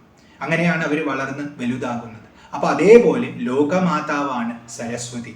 ആ അമ്മയ്ക്ക് നമ്മളൊക്കെ മക്കളാണ്. നമ്മളെ മുഴുവൻ പോഷിപ്പിക്കുന്നത് അമ്മയാണ്. പ്രപഞ്ചത്തെ മുഴുവൻ പോഷിപ്പിക്കുന്നവളാണ് അമ്മ. അമ്മ അമ്മയുടെ സത്തയെ തന്നെയാണ് നമുക്ക് നൽകുന്നത്, പാലായിട്ട്, സ്തന്യമായിട്ട്. എന്താണ് അമ്മയുടെ സത്ത? അറിവ് തന്നെയാണ് അമ്മയുടെ സത്ത. ആ അറിവിനെയാണ് അമ്മ നൽകുന്നത്. നമുക്ക് ഇവിടെ ഇരിക്കാനും കാണാനും കേൾക്കാനും ചിന്തിക്കാനും ഒക്കെ സാധിക്കുന്നത് നമ്മുടെ ഉള്ളിലുള്ള ആ ചൈതന്യം കൊണ്ടാണ്. അത് അമ്മ തന്നെയാണ്. അപ്പൊ ഈ അറിവ് മുഴുവൻ നമുക്ക് പോഷണമായി നൽകുന്നവളായതുകൊണ്ട്, ലോകത്തെ മുഴുവൻ പോഷിപ്പിക്കുന്നവളായതുകൊണ്ട് ആ പോഷകത്വത്തെ സൂചിപ്പിക്കാൻ കൂടി സൂക്ഷ്മമായിട്ട് ഇവിടെ പീവരസ്തന എന്ന് വിളിച്ചിരിക്കുന്നു. വളരെ തടിച്ച സ്തനത്തോടു കൂടിയവളാണ് അമ്മ. അതിന്റെ മുകളിലാണ് അമ്മ വളരെ ശ്രേഷ്ഠമായിട്ടുള്ള രൗക ധരിച്ചിരിക്കുന്നത്. സൗന്ദര്യത്തിന്റെ ഭാവത്തിലും അത് കാണും. അപ്പൊ ധ്യാനിക്കുന്ന സമയത്ത് കൂടുതൽ വ്യക്തത നമുക്ക് വരും. അതുകൊണ്ടാണ് സൗന്ദര്യത്തിന് ഇത്രയും പ്രസക്തി ഇവിടെ കൽപ്പിക്കുന്നത്, ധ്യാനത്തിന്റെ സൗകര്യത്തിന് വേണ്ടി. അപ്പൊ രത്നകഞ്ചുക പീവരസ്തന, സ്വർണമൗക്തിക കർണഭൂഷണ. സ്വർണം എന്നാൽ സ്വർണം തന്നെ, മലയാളത്തിലുള്ള അർത്ഥം തന്നെയാണ്. മൗക്തികം എന്നാൽ മുത്തുകൾ. അപ്പോ സ്വർണവും മുത്തുകളുമുള്ള അകർണ. അകർണ എന്ന് പറഞ്ഞാൽ പരുഷമല്ലാത്തത്. പരുഷമല്ലാത്തത് എന്ന് പറഞ്ഞാൽ മൃദുവായ ഭൂഷണ, ഭൂഷണത്തെ ധരിച്ചിരിക്കുന്നവൾ. അപ്പോൾ സ്വർണം കൊണ്ടും മൗക്തിക കൊണ്ടുമുള്ള ഭൂഷണങ്ങൾ അമ്മ ധരിച്ചിട്ടുണ്ട്. വളരെ മൃദുവായ ഭൂഷണമാണ്. അപ്പൊ സ്വർണത്തിന്റെ മാലയുണ്ട്, ആ മാലയിൽ മുത്ത് കോർക്കപ്പെട്ടിട്ടുണ്ട്. അതാണ് സ്വർണ മൗക്തിക എന്നതിലൂടെ സൂചിപ്പിക്കുന്നത്. അപ്പൊ സ്വർണമാലയുണ്ട്, അതിൽ മുത്തു കോർക്കപ്പെട്ടിട്ടുണ്ട്. കാരണം ഇവിടെ സ്ഥനത്തെയും രൗകയെയുമാണ് വർണ്ണിച്ചത്. അപ്പൊ അതിന്റെ മുകളിൽ ധരിച്ചിട്ടുള്ള മാലയെയാണ് ഇവിടെ സൂചിപ്പിക്കുന്നത്. ഇങ്ങനത്തെ മാലകൾ 3 എണ്ണം ഉണ്ടെന്ന് തൊട്ടടുത്ത ശ്ലോകത്തിൽ വരും. അപ്പൊ അവിടെ നമുക്കത് കാണാൻ പറ്റും. അപ്പൊ മാലയാണ് അമ്മ ധരിച്ചിട്ടുള്ളത്. കാരണം ഇവിടെ മൗക്തിക കർണഭൂഷണ, കർണഭൂഷണ എന്നെടുത്താൽ ചെവിയിലുള്ള ആഭരണം എന്നർത്ഥം വരും. അമ്മ ചെവിയിൽ ഓൾറെഡി താട്ടങ്കം ധരിച്ചിട്ടുണ്ടെന്ന് പറഞ്ഞു കഴിഞ്ഞു. ഇപ്പൊ ഇവിടെ സ്ഥനത്തിന്റെ ഭാഗത്തേക്ക് ധ്യാനം എത്തിക്കഴിഞ്ഞു. അപ്പൊ ഇവിടെ നമ്മൾ ചെവിയിലുള്ള കാര്യം പറയേണ്ട ആവശ്യമില്ല. അതുകൊണ്ട് സ്വർണ മൗക്തിക അകർണഭൂഷണ എന്ന് പിരിക്കുന്നതാവും യുക്തി. അപ്പൊ അകർണം എന്ന് പറഞ്ഞാൽ പരുഷമല്ലാത്തത്, മൃദുവായത് എന്നർത്ഥം വന്നു. അപ്പൊ മൃദുവായ ഭൂഷണങ്ങൾ ധരിച്ചിട്ടുണ്ട്. അപ്പൊ അതുകൊണ്ട് അമ്മ മാല അണിഞ്ഞിട്ടുണ്ട്. സ്വർണം കൊണ്ടുണ്ടാക്കിയിട്ടുള്ള മാലയാണ്, അതിൽ മുത്തുകൾ പതിച്ചിട്ടുണ്ട്. അതല്ലെങ്കിൽ സ്വർണമാലയുമുണ്ട്, മുത്തുകൊണ്ടുള്ള മാലയുമുണ്ട്. ഇങ്ങനെ 2 തരത്തിലുള്ള മാലകൾ ഉണ്ടെന്നും നമുക്ക് ഗ്രഹിക്കാം. അപ്പൊ സ്വർണ മൗക്തിക കർണഭൂഷണ. അപ്പൊ നല്ല ദീർഘമായ ബാഹുവാണ് അമ്മയ്ക്കുള്ളത്. അതികോമളമാണ് ആ ബാഹുക്കള്. അതുപോലെ നല്ല ശ്രേഷ്ഠമായ റൗക്ക ധരിച്ചിട്ടുണ്ട്. പീവരമായ സ്ഥനമാണ് അമ്മയ്ക്കുള്ളത്. അതുപോലെ സ്വർണം കൊണ്ടും മുത്തുകൊണ്ടുമുള്ള മാലകൾ അമ്മ അണിഞ്ഞിട്ടുണ്ട്. അങ്ങനെയെല്ലാമുള്ള ശ്രീ സരസ്വതി മേ പ്രസീദതു, അല്ലയോ ശ്രീ സരസ്വതി ഭഗവതിയെ എന്നിൽ പ്രസാദിച്ചാലുമെന്ന് 4-ാമത്തെ ശ്ലോകത്തിൽ പ്രാർത്ഥിക്കുന്നു. ദീർഘബാഹുക ചാതി കോമല രത്നകഞ്ചുക പീവരസ്തന സ്വർണമൗക്തിക കർണഭൂഷണ ശ്രീ സരസ്വതി മേ പ്രസീദതു. അടുത്തത് 5-ാമത്തെ ശ്ലോകമാണ്. മഞ്ജുഭാഷണ ചാവലിത്രയി സുന്ദരോദര നിമ്നനാഭിക ലംബിതോദര ധാരമേഖല ശ്രീ സരസ്വതി മേ പ്രസീദതു. മഞ്ജുഭാഷണ, മഞ്ജു എന്നാൽ മനോജ്ഞ, മനോഹരം, സുന്ദരം, അങ്ങനെയുള്ള വാക്കുകൾ ഉള്ളവളാണ് അമ്മ. നല്ല മനോഹരമായിട്ട് സംസാരിക്കുന്നവളാണ് അമ്മ. അമ്മയുടെ ഒരു ഗുണം ഇവിടെ വർണ്ണിക്കുകയാണ്. നല്ല മനോഹരമായിട്ടാണ് അമ്മ സംസാരിക്കുക. നമ്മുടെ അകത്ത് പരിപൂർണതയുണ്ടെങ്കിൽ, പരമാനന്ദമുണ്ടെങ്കിൽ നമ്മുടെ ഭാഷണങ്ങളൊക്കെ മഞ്ജുതരമായിരിക്കും, മഞ്ജുതമമായിരിക്കും, വളരെ സുന്ദരമായിരിക്കും നമ്മുടെ ഭാഷകൾ. കാരണം അകത്തുള്ള ആനന്ദം നമ്മുടെ വാക്കിലൂടെ പുറത്ത് സ്ഫുരിക്കും. അപ്പൊ നമ്മുടെ വാക്ക് കേൾക്കാനായിട്ട് ആൾക്കാർ കൊതിക്കും. ഇപ്പൊ യോഗീശ്വരന്മാർക്കൊക്കെ ഈ സിദ്ധിയാണ് കിട്ടുന്നത്. അവര് അകത്ത് നിർവൃതി അനുഭവിച്ച് കഴിയുമ്പോൾ, അത് അമ്മയുടെ വരപ്രസാദം കൊണ്ടാണ് അവർക്ക് ലഭിക്കുന്നത്. അപ്പൊ സരസ്വതി പ്രസാദം ലഭിച്ചുകൊണ്ട് അവരകത്ത് നിർവൃതി അനുഭവിക്കുമ്പോൾ അവരുടെ വാക്കുകളൊക്കെ വളരെ സുന്ദരമായി ഭവിക്കും. അത് കേൾക്കാൻ ആൾക്കാർ കൊതിക്കും. ആ വാക്ക് കേട്ട് കഴിഞ്ഞാൽ തന്നെ അവർക്ക് മനസ്സമാധാനം ലഭിക്കും. അവരുടെ എല്ലാ പ്രശ്നങ്ങളും പരിഹരിക്കപ്പെടുമെന്ന ഉറപ്പ് അവർക്ക് ലഭിക്കും. അതുകൊണ്ട് മനോഹരമായ വാക്കുകൾ ഋഷികൾക്കുണ്ട്. ആ വാക്കുകൾ അവർക്ക് ലഭിക്കുന്നത് അമ്മയിൽ നിന്നാണ്. അപ്പൊ സ്വാഭാവികമായിട്ടും അമ്മയുടെ വാക്കുകൾ നല്ല മനോഹരമായിരിക്കും. മാത്രവുമല്ല, ഭക്തർ കേൾക്കാൻ സദാ കൊതിച്ചുകൊണ്ടിരിക്കുന്നത് അമ്മയുടെ വാക്കുകളാണ്. അപ്പൊ അമ്മ എന്തു പറഞ്ഞാലും ഭക്തർക്ക് അത് മനോഹരമാണ്. ഭക്തരുടെ മനസ്സിനെ അത് ഹരിച്ചു കൊണ്ടുപോകും. ഭക്തർക്ക് മോക്ഷം ലഭിക്കും. അവരെ ആനന്ദിപ്പിക്കുന്ന വാക്കുകളാണ് അമ്മ പറയുക. അപ്പൊ മോനെ എന്നൊന്ന് അമ്മ വിളിച്ചാൽ, ആ ഭഗവതിയുടെ ആ വിളി നമുക്ക് കേൾക്കാൻ സാധിച്ചാൽ അതിൽ പരം ആനന്ദം മറ്റെന്താണുള്ളത്? അതുകൊണ്ട് മഞ്ജുഭാഷണയാണ് അമ്മ. അമ്മയുടെ അകത്തുള്ള ആനന്ദം ഈ പദത്തിൽ നിന്നും നമ്മൾ ഗ്രഹിക്കണം. ച ആവലി ത്രയി. ആവലി എന്നാൽ ഹാരം, മാല. ത്രയി എന്നാൽ 3 മാലകൾ അമ്മ ധരിച്ചിട്ടുണ്ട്. ഇപ്പൊ നേരത്തെ പറഞ്ഞതിന്റെ വിശേഷണമാണ് ഇവിടെ. നേരത്തെ പറഞ്ഞു സ്വർണവും അതുപോലെ മുത്തുകളും കൊണ്ടുണ്ടാക്കിയിട്ടുള്ള മൃദുലമായ ഭൂഷണത്തെ അമ്മ ധരിച്ചിട്ടുണ്ട്. അകർണമായ ഭൂഷണം ധരിച്ചിട്ടുണ്ട്. അതെന്താണെന്ന് ഇവിടെ പറയുന്നു, മാലകളാണ്. 3 മാലകൾ അമ്മ ധരിച്ചിട്ടുണ്ട്. അപ്പോൾ സ്വർണം കൊണ്ട് കോർത്തിട്ടുള്ള മുത്തുകൾ അടങ്ങിയിട്ടുള്ള 3 തരം മാലകളായിരിക്കാം. അല്ലെങ്കിൽ സ്വർണം കൊണ്ടൊരു മാല, മുത്തുകൊണ്ടൊരു മാല, രണ്ടും ചേർന്നിട്ട് മറ്റൊരു മാല, ഇങ്ങനെ 3 മാലകളായിരിക്കാം. എന്താണെങ്കിലും സ്വർണവും മുത്തും പ്രധാനമായി ഗണിച്ചുകൊണ്ട് 3 മാലകൾ അമ്മ കഴുത്തിൽ ധരിച്ചിട്ടുണ്ടെന്ന് നമുക്ക് ഇതിൽ നിന്നും ധ്യാനിക്കാൻ പറ്റണം. അപ്പൊ നന്നായി സംസാരിക്കുന്നവളാണ് അമ്മ. അതുപോലെ നല്ല 3 ഹാരങ്ങൾ കഴുത്തിൽ ധരിച്ചിട്ടുണ്ട്. സുന്ദരോദര, അമ്മയുടെ ഉദരം അതീവ സുന്ദരമാണ്. ഉദരത്തിന്റെ സൗന്ദര്യത്തിന്റെ പൂർണ്ണത എന്താണോ അങ്ങനെയാണ് അമ്മയുടെ ഉദരം. ഉദരം എന്നാൽ വയറ്. അപ്പൊ നല്ല ഒതുക്കമുള്ള വയറാണ് അമ്മയ്ക്കുള്ളത്. അപ്പൊ അതാ ജീവിതത്തിന്റെ അച്ചടക്കത്തെയും സൂചിപ്പിക്കുന്നു, യൗവനത്തെയും സൂചിപ്പിക്കുന്നു, സൗന്ദര്യത്തെയും സൂചിപ്പിക്കുന്നു. അതുകൊണ്ട് സുന്ദരോദരയാണ് അമ്മ. ഇനി സുന്ദരത്തിന്റെ ഉദരത്തോടൊത്തവൾ എന്നർത്ഥം വന്നു. അതായത് സൗന്ദര്യം എന്ന് പറയുന്നത് ഉദ്ഭവിക്കുന്നത് എവിടെ നിന്നാ? അമ്മയിൽ നിന്നാ. അപ്പൊ അമ്മ പ്രസവിക്കുന്നതാണ് സൗന്ദര്യം. ഈ പ്രപഞ്ചം മുഴുവൻ സുന്ദരമാണ്. നമുക്ക് നമ്മുടെ പരിമിതിയിൽ നോക്കിയാൽ ഇതിൽ സുന്ദരവും സുന്ദരമല്ലാത്തതും എന്നൊക്കെ തോന്നാം. പക്ഷെ ഉയർന്ന തലത്തിലേക്ക് നമ്മൾ എത്തിയാൽ നമ്മൾ ഇതിൽ മുഴുവൻ സൗന്ദര്യം കാണും. ഇത് മുഴുവൻ അമ്മയുടെ സൗന്ദര്യമാണ്, സരസ്വതിയുടെ സൗന്ദര്യമാണ് ഈ പ്രപഞ്ചം മുഴുവൻ. അപ്പൊ ആ സൗന്ദര്യത്തെ നമുക്ക് കാണാൻ സാധിക്കും. ആ സൗന്ദര്യം ഉദ്ഭവിച്ചിട്ടുള്ളത് അമ്മയിൽ നിന്നാണ്. അപ്പൊ അമ്മ പ്രസവിച്ചിട്ടുള്ളതാണ് ഈ സൗന്ദര്യം എന്നർത്ഥത്തിൽ. സൗന്ദര്യത്തിന്റെ ഉദരമാണ് അമ്മയുടെ. അമ്മയുടെ ഉദരത്തിൽ നിന്നാണ് ഈ സൗന്ദര്യം ഉദ്ഭവിച്ചിട്ടുള്ളത്. അതുകൊണ്ട് അത് സുന്ദരമായ ഉദരമാണ്. അപ്പൊ സുന്ദരന്റെ ഉദരമാണെന്ന് അർത്ഥം വന്നു. സുന്ദര ശബ്ദം കൊണ്ട് ഇവിടെ വിശ്വത്തെ തന്നെ സൂചിപ്പിച്ചിരിക്കുന്നു. മഹാദേവനും അങ്ങനെ ഒരു പേരുണ്ട്. അപ്പൊ മഹാദേവനും അമ്മയിൽ നിന്നാണ് ഉദ്ഭവിച്ചത് എന്ന് വേണമെങ്കിൽ പറയാം. അപ്പൊ സുന്ദരമായ ഉദരത്തോടൊത്തവൾ, സൗന്ദര്യ വർണ്ണനയുടെ ഭാഗമായിട്ട് എടുക്കുമ്പോൾ നല്ല ഒതുങ്ങിയ വയറാണ് അമ്മയ്ക്കുള്ളത്. കൂടുതൽ അതിന്റെ സൂക്ഷ്മാർത്ഥം എടുക്കുമ്പോൾ നമുക്ക് സൗന്ദര്യത്തിന്റെ ഉറവിടമാണ് എന്നും കൂടി ഗ്രഹിക്കാം. കാരണം സുന്ദരനും സുന്ദരിക്കും ഉള്ളതെന്തോ അതാണ് സൗന്ദര്യം. അപ്പൊ അമ്മയ്ക്കുള്ള ഗുണമാണ് സൗന്ദര്യം. അതുകൊണ്ട് അമ്മയിൽ നിന്നാണ് സുന്ദരമായതെല്ലാം ജനിക്കുന്നത്. നിമ്ന നാഭിക. നിമ്നം എന്ന് പറഞ്ഞാൽ നല്ല ആഴമുള്ളത്, നാഭിക എന്ന് പറഞ്ഞാൽ നാഭി. അപ്പൊ അമ്മയുടെ നാഭിക്ക് നല്ല ആഴമുണ്ട്. ഇതും സൗന്ദര്യത്തിന്റെ ഭാഗമായിട്ടുള്ള വർണ്ണനയാണ്. സൗന്ദര്യശാസ്ത്രങ്ങളിൽ നാഭി നല്ല ആഴത്തിലുള്ളത് സൗന്ദര്യമാണെന്ന് പറയപ്പെട്ടിരിക്കുന്നു. അപ്പൊ അമ്മയ്ക്ക് നമ്മൾ അതേ ഭാവം കൽപ്പിക്കുകയാണ്. നല്ല ഉദരമുണ്ട് അമ്മയ്ക്ക്, അതിന്റെ നടുവിൽ നല്ല ആഴമുള്ള നാഭി അമ്മയ്ക്കുണ്ടെന്ന് പറയുന്നു. പ്രപഞ്ചത്തെ ഇപ്പോൾ സൃഷ്ടിയോടുള്ള ബന്ധം നാഭി വഴിയുള്ള ബന്ധമാണെന്ന് പറയും. പ്രപഞ്ചത്തെ മുഴുവൻ സൃഷ്ടിച്ച് അതിനെ നിലനിർത്തണമെങ്കിൽ അത്രയും ആഴം ഉണ്ടാവണം ആ നാഭിക്ക് എന്നുള്ളത് കൊണ്ടും ആഴമുള്ള നാഭിയാണെന്ന് പറയാം. കാരണം ഇത് മുഴുവൻ വിരിഞ്ഞിട്ടുള്ളത് അമ്മയിൽ നിന്നാണ്. പ്രപഞ്ചമാതാവാണ്, ലോകമാതാവാണ്.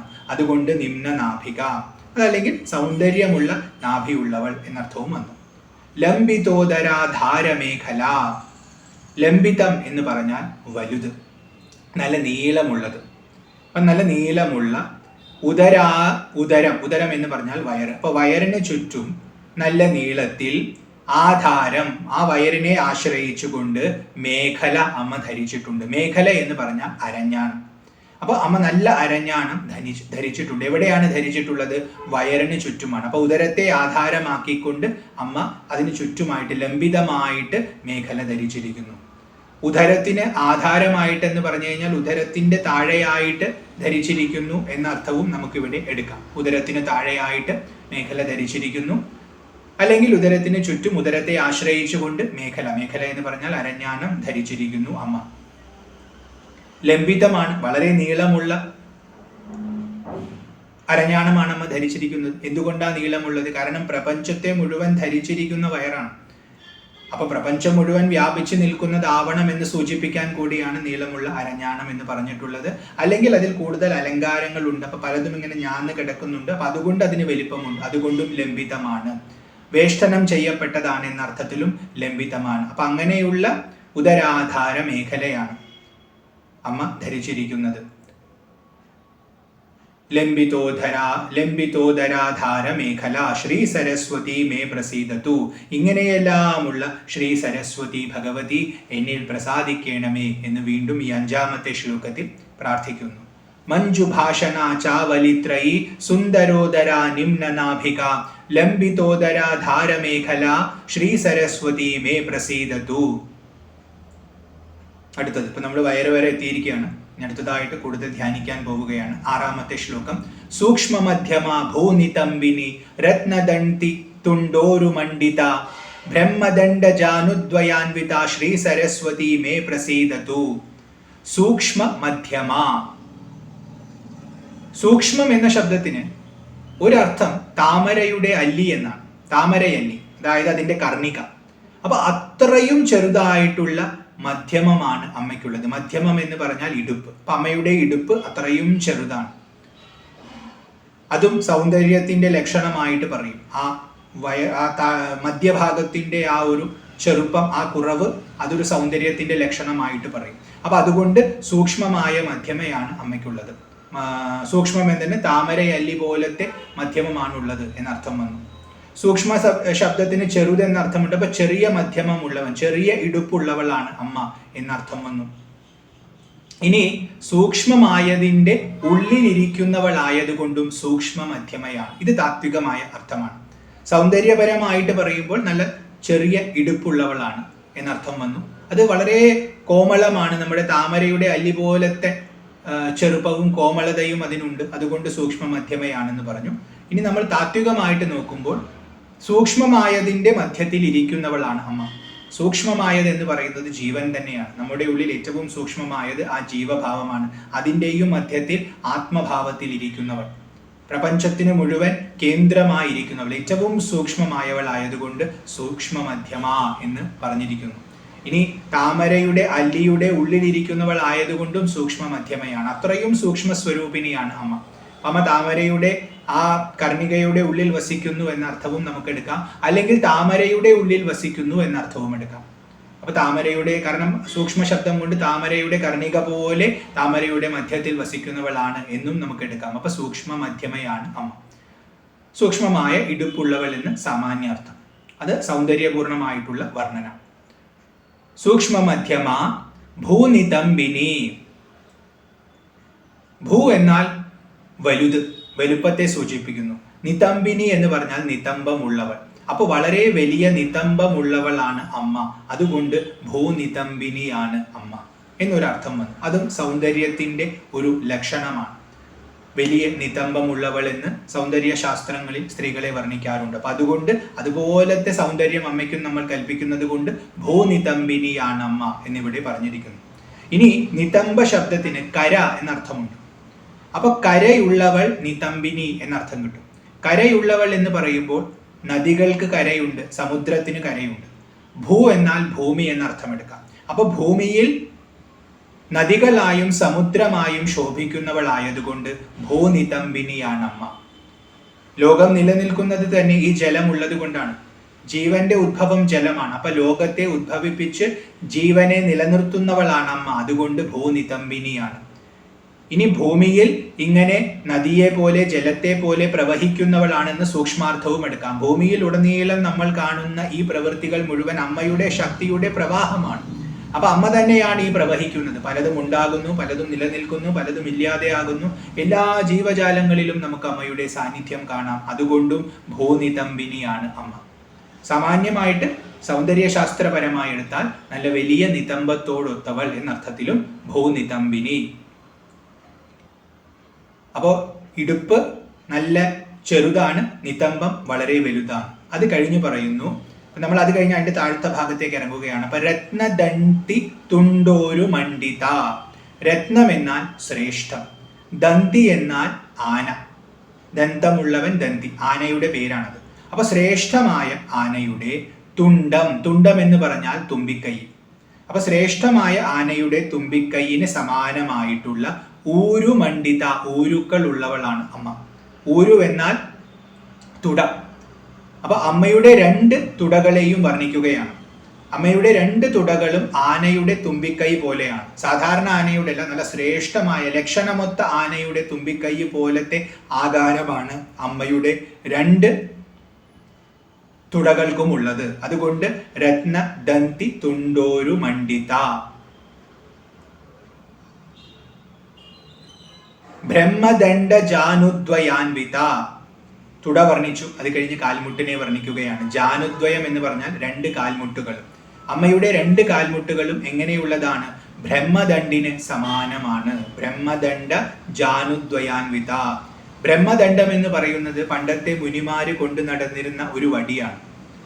അവര് ജപിക്കാനൊക്കെ ആയിരുന്നു ഈ വടി ഉപയോഗിച്ചിരുന്നത്. അവരുടെ മന്ത്രസിദ്ധി ഉപയോഗിച്ച് ഈ വടിയെ ഒരു നിമിത്തമാക്കി വലിയ വലിയ അസ്ത്രങ്ങളെയും ശസ്ത്രങ്ങളെയും ഒക്കെ അവർ നിർവീര്യമാക്കിയിരുന്നു. അപ്പൊ ബ്രഹ്മോപാസനയിലൂടെ അവർക്ക് കിട്ടിയിട്ടുള്ളതാണ് ആ സിദ്ധി. അതുകൊണ്ട് അതിനെ ബ്രഹ്മദണ്ഡം എന്ന് വിളിക്കും. മരം കൊണ്ടുണ്ടാക്കുന്ന വടിയാണ്. അതിൽ കൈ വെച്ചിട്ടാണ് അവർ ജപിച്ചിരുന്നത്. അപ്പൊ ഇങ്ങനെ മുകളിൽ ഇങ്ങനെ ഒരു ആകൃതി ഉണ്ടാവും, പിന്നെ ഒരു ടി ഷേപ്പിലുള്ള ഒരു വടിയാണ്. അതിന്റെ മുകളിൽ അവർ കൈ ഇങ്ങനെ വെച്ചിട്ടാണ് ജപമാല ഉപയോഗിച്ച് ജപിക്കുന്നത്. അപ്പൊ ആ വടിക്ക് ബ്രഹ്മദണ്ഡ് എന്ന പേരുണ്ട്. ആ വടിയുടെ ആ ബ്രഹ്മദണ്ഡിന്റെ ആകാരത്തിലുള്ള കാൽമുട്ടുകളാണ് അമ്മയ്ക്കുള്ളത്. അപ്പൊ അതിന്റെ ആ വളവ് പോലത്തെ, അതിന്റെ മുകൾ ഭാഗത്തുള്ള ആ വളവ് പോലത്തെ വളവ് അമ്മയുടെ മുട്ടിനുണ്ടെന്നും അതിന്റെ അത്രയും ശക്തി അമ്മയ്ക്കുണ്ടെന്നും ഇവിടെ സൂചിപ്പിച്ചിരിക്കുന്നു. സൗന്ദര്യത്തിന്റെ വർണ്ണന നോക്കിക്കഴിഞ്ഞാൽ നല്ല കാൽമുട്ടുകളാണ് അമ്മയ്ക്കുള്ളത് എന്നർത്ഥമെടുക്കാം. സൂക്ഷ്മമായി നോക്കുകയാണെങ്കിൽ ബ്രഹ്മദണ്ഡിന്റെ ശക്തിയുണ്ട് അമ്മയുടെ കാൽമുട്ടുകൾക്ക്. ഏത് ശസ്ത്രങ്ങളെയും അസ്ത്രങ്ങളെയും നിർവീര്യമാക്കാനും ശത്രുക്കളെ സംഹരിക്കാനും പോകുന്ന മന്ത്രശക്തി, ആ ജപശക്തി അമ്മയുടെ കാൽമുട്ടുകളിലുണ്ട്. ബ്രഹ്മദണ്ഡിന് പോലും ആ ശക്തി ലഭിക്കുന്നത് അമ്മയെ ഉപാസിച്ചുകൊണ്ടാണ്, അമ്മയിൽ നിന്നാണ്. അതുകൊണ്ട് അമ്മയുടെ കാൽമുട്ടിനെ അതിന്റെ ഉറവിടമായിട്ടും ഇവിടെ വർണ്ണിച്ചിരിക്കുന്നതായി കാണാം.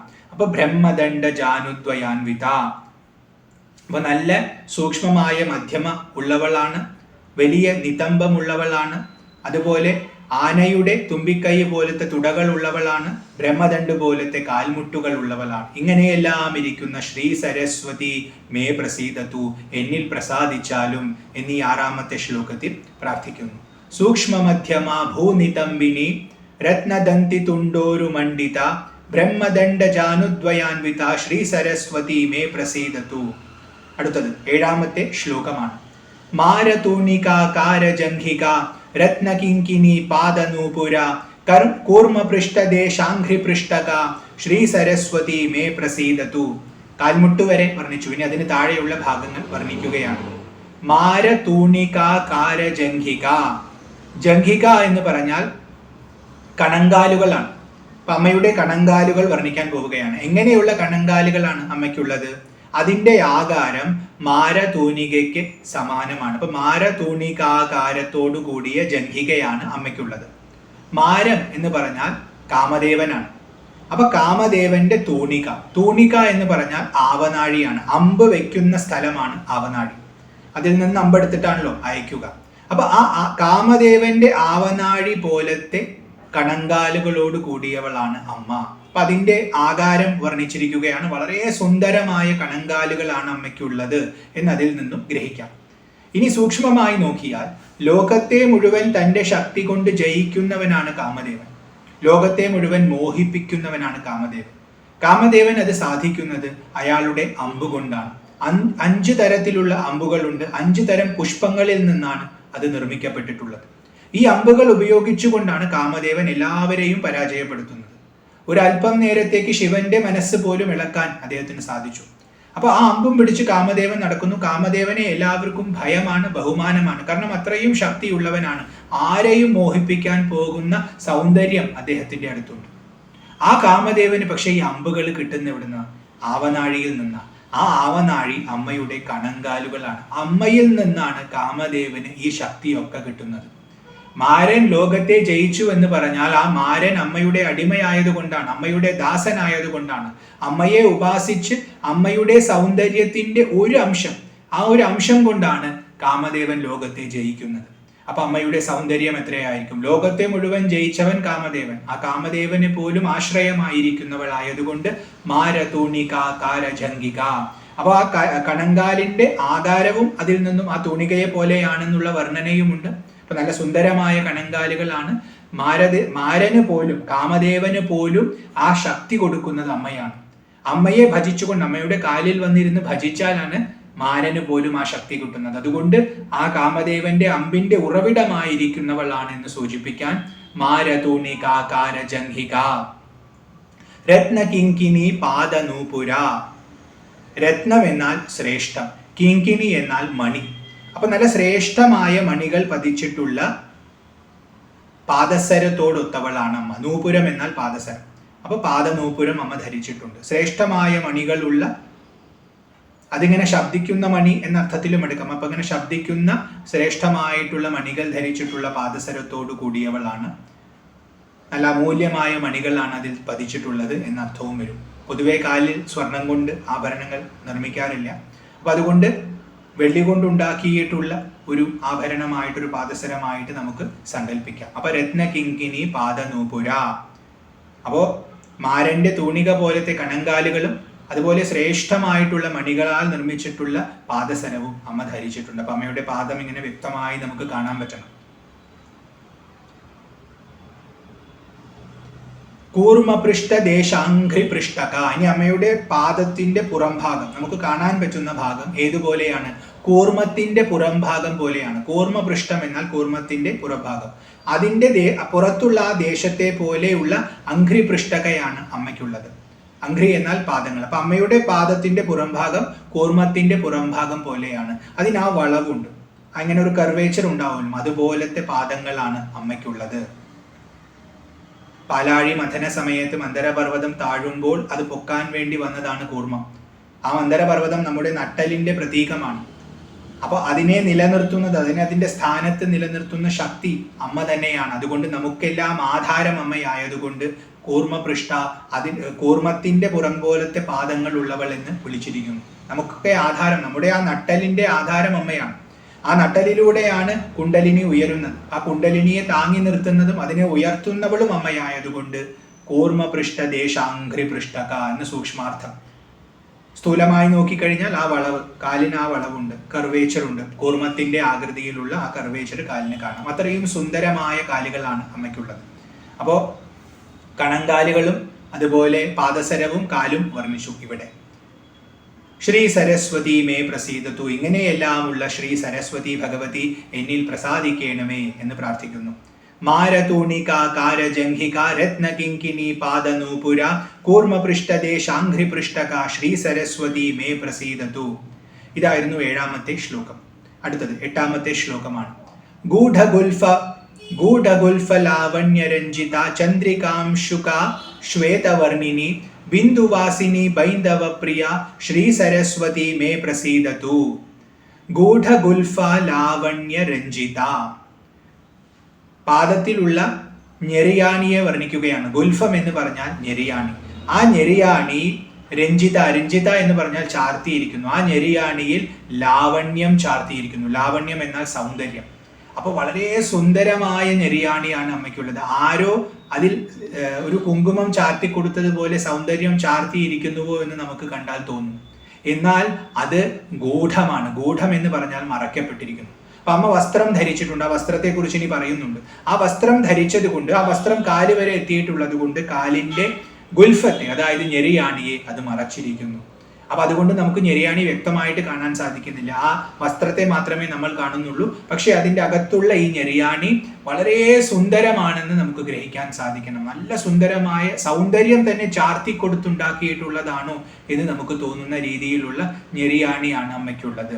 അതുകൊണ്ട് ഗൂഢഗുൽഫ ലാവണ്യ രഞ്ജിത ചന്ദ്രികാംശുക. അംശുക എന്ന് പറഞ്ഞാൽ വസ്ത്രം. അമ്മ വസ്ത്രം ധരിച്ചിട്ടുണ്ട്. എങ്ങനെയുള്ള വസ്ത്രമാ?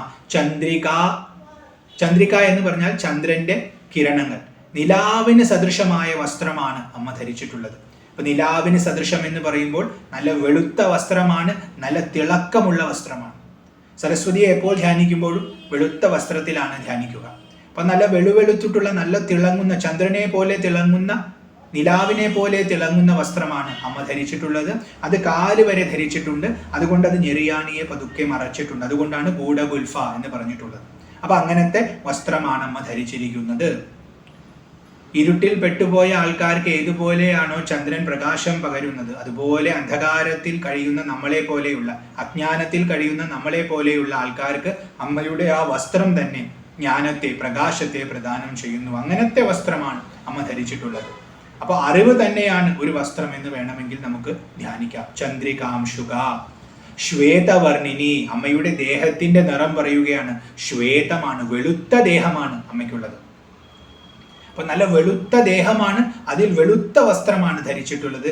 ദേഹത്തിനും നല്ല കാന്തിയുണ്ട്, ചന്ദ്രന്റെ കാന്തിയാണ്. വസ്ത്രത്തിനും ചന്ദ്രന്റെ കാന്തിയാണ്. അപ്പൊ അങ്ങനെ നല്ല ശോഭിക്കുന്ന ദേഹത്തോടൊത്തവളാണ് സരസ്വതി. ആ ഭാവത്തിൽ നമ്മുടെ ഉള്ളിൽ നമുക്ക് കാണാൻ സാധിക്കണം. ആ ഭാവത്തിൽ അമ്മയെ നമുക്ക് പ്രസാദിപ്പിക്കാൻ സാധിക്കണം. ബിന്ദുവാസിനി, ബിന്ദുവിൽ വസിക്കുന്നവളാണ് അമ്മ. ബിന്ദു എന്ന് പറഞ്ഞാൽ പുരികങ്ങളുടെ മധ്യത്തിൽ വരുന്ന ഭാഗം, ആജ്ഞാചക്രത്തിന്റെ സ്ഥാനമാണ്. അവിടെ അമ്മ വസിക്കുന്നു. അതുകൊണ്ട് ബിന്ദുവാസിനിയാണ്. ഇനി ബിന്ദു എന്നത് ശ്രീചക്രത്തിന്റെ ഏറ്റവും കേന്ദ്രത്തിലുള്ള ഭാഗമാണ്. അപ്പൊ അവിടെ വസിക്കുന്നവളാണ്. അതുകൊണ്ട് ബിന്ദുവാസിനിയാണ്. അപ്പൊ ശ്രീചക്രത്തിൽ വസിക്കുന്നവളാണ്.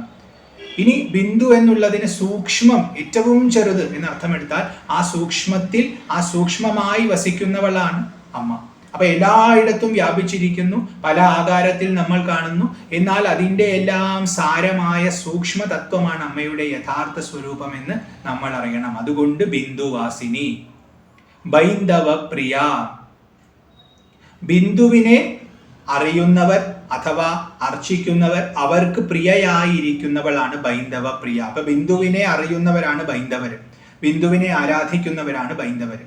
അപ്പൊ ഇവിടെ ബിന്ദു എന്ന ശബ്ദം ആദ്യം പറഞ്ഞ പോലെ ആജ്ഞാചക്രത്തിന്റെ സ്ഥാനമെടുത്താൽ അവിടെ ധ്യാനിക്കുന്ന യോഗികൾക്ക് ഏറ്റവും പ്രിയം നിന്നോടാണ്.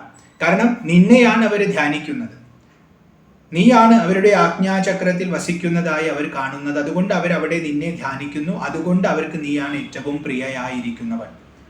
അതുപോലെ ശ്രീചക്രത്തെ ഉപാസിക്കുന്നവർ, അവരും ധ്യാനിക്കുന്നത്, അവരും ഉപാസിക്കുന്നത് നിന്നെ തന്നെയാണ്. കാരണം നീയാണ് അതിൽ വസിക്കുന്നത്. അതുകൊണ്ട് അവർക്കും ഏറ്റവും പ്രിയ നീയാണ്. അപ്പോൾ ബൈന്ദവ ശബ്ദം കൊണ്ട് ശ്രീചക്ര ഉപാസകരെയും സൂചിപ്പിച്ചിരിക്കുന്നു. ഇനി ബൈന്ദവന്മാരോട് ഏറ്റവും പ്രിയയുള്ളവൾ.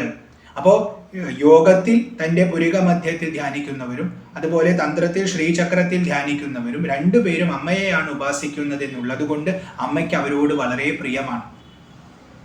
മക്കള് തന്നെക്കുറിച്ച് നല്ലത് പറയുന്ന, ആ സ്നേഹം പ്രകടിപ്പിക്കുന്ന സമയത്ത് ഒരു സാധാരണ അമ്മയ്ക്ക് എത്ര സന്തോഷം ഉണ്ടാവുമോ അതുപോലെ ഭക്തരുടെ ഉപാസന കാണുമ്പോൾ ജഗന്മാതാവായിരിക്കുന്ന അമ്മയും സന്തോഷിക്കുന്നു. അതുകൊണ്ട് അമ്മയ്ക്ക് വളരെ പ്രിയമാണ് ബൈന്ദവന്മാരോട്, ബിന്ദുവിനെ ഉപാസിക്കുന്നവർ എന്നർത്ഥത്തിൽ.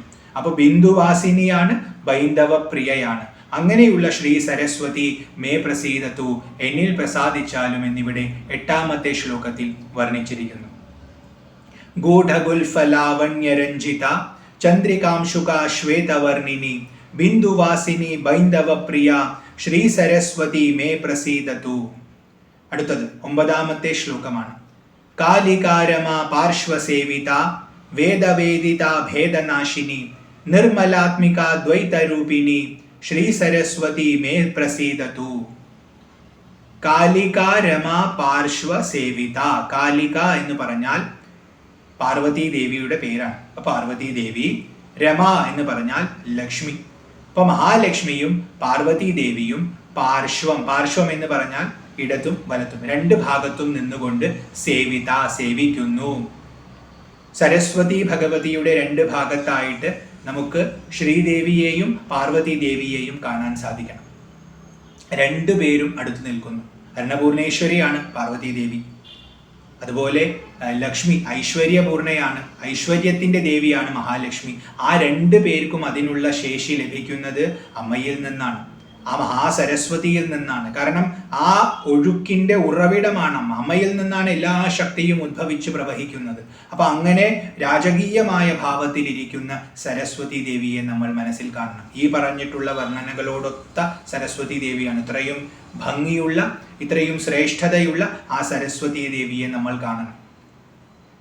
അപ്പൊ അമ്മ ഇവിടെ നിൽക്കുകയാണോ ഇരിക്കുകയാണോ എന്നൊന്നും പറഞ്ഞിട്ടില്ല. നമുക്ക് അമ്മയെ ഇരുത്താം, ഒരു സിംഹാസനത്തിൽ ഇരുത്താം. നല്ല സ്വർണ്ണ സിംഹാസനത്തിൽ അമ്മ ഇരിക്കുന്നതായിട്ട് നമുക്ക് കാണാം.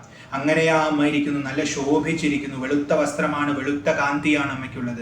ആ അമ്മയുടെ 2 ഭാഗത്തും അമ്മയെ സേവിച്ചുകൊണ്ട് വെഞ്ചാമരം വീശിക്കൊണ്ട് 2 അമ്മമാര് നിൽക്കുന്നു.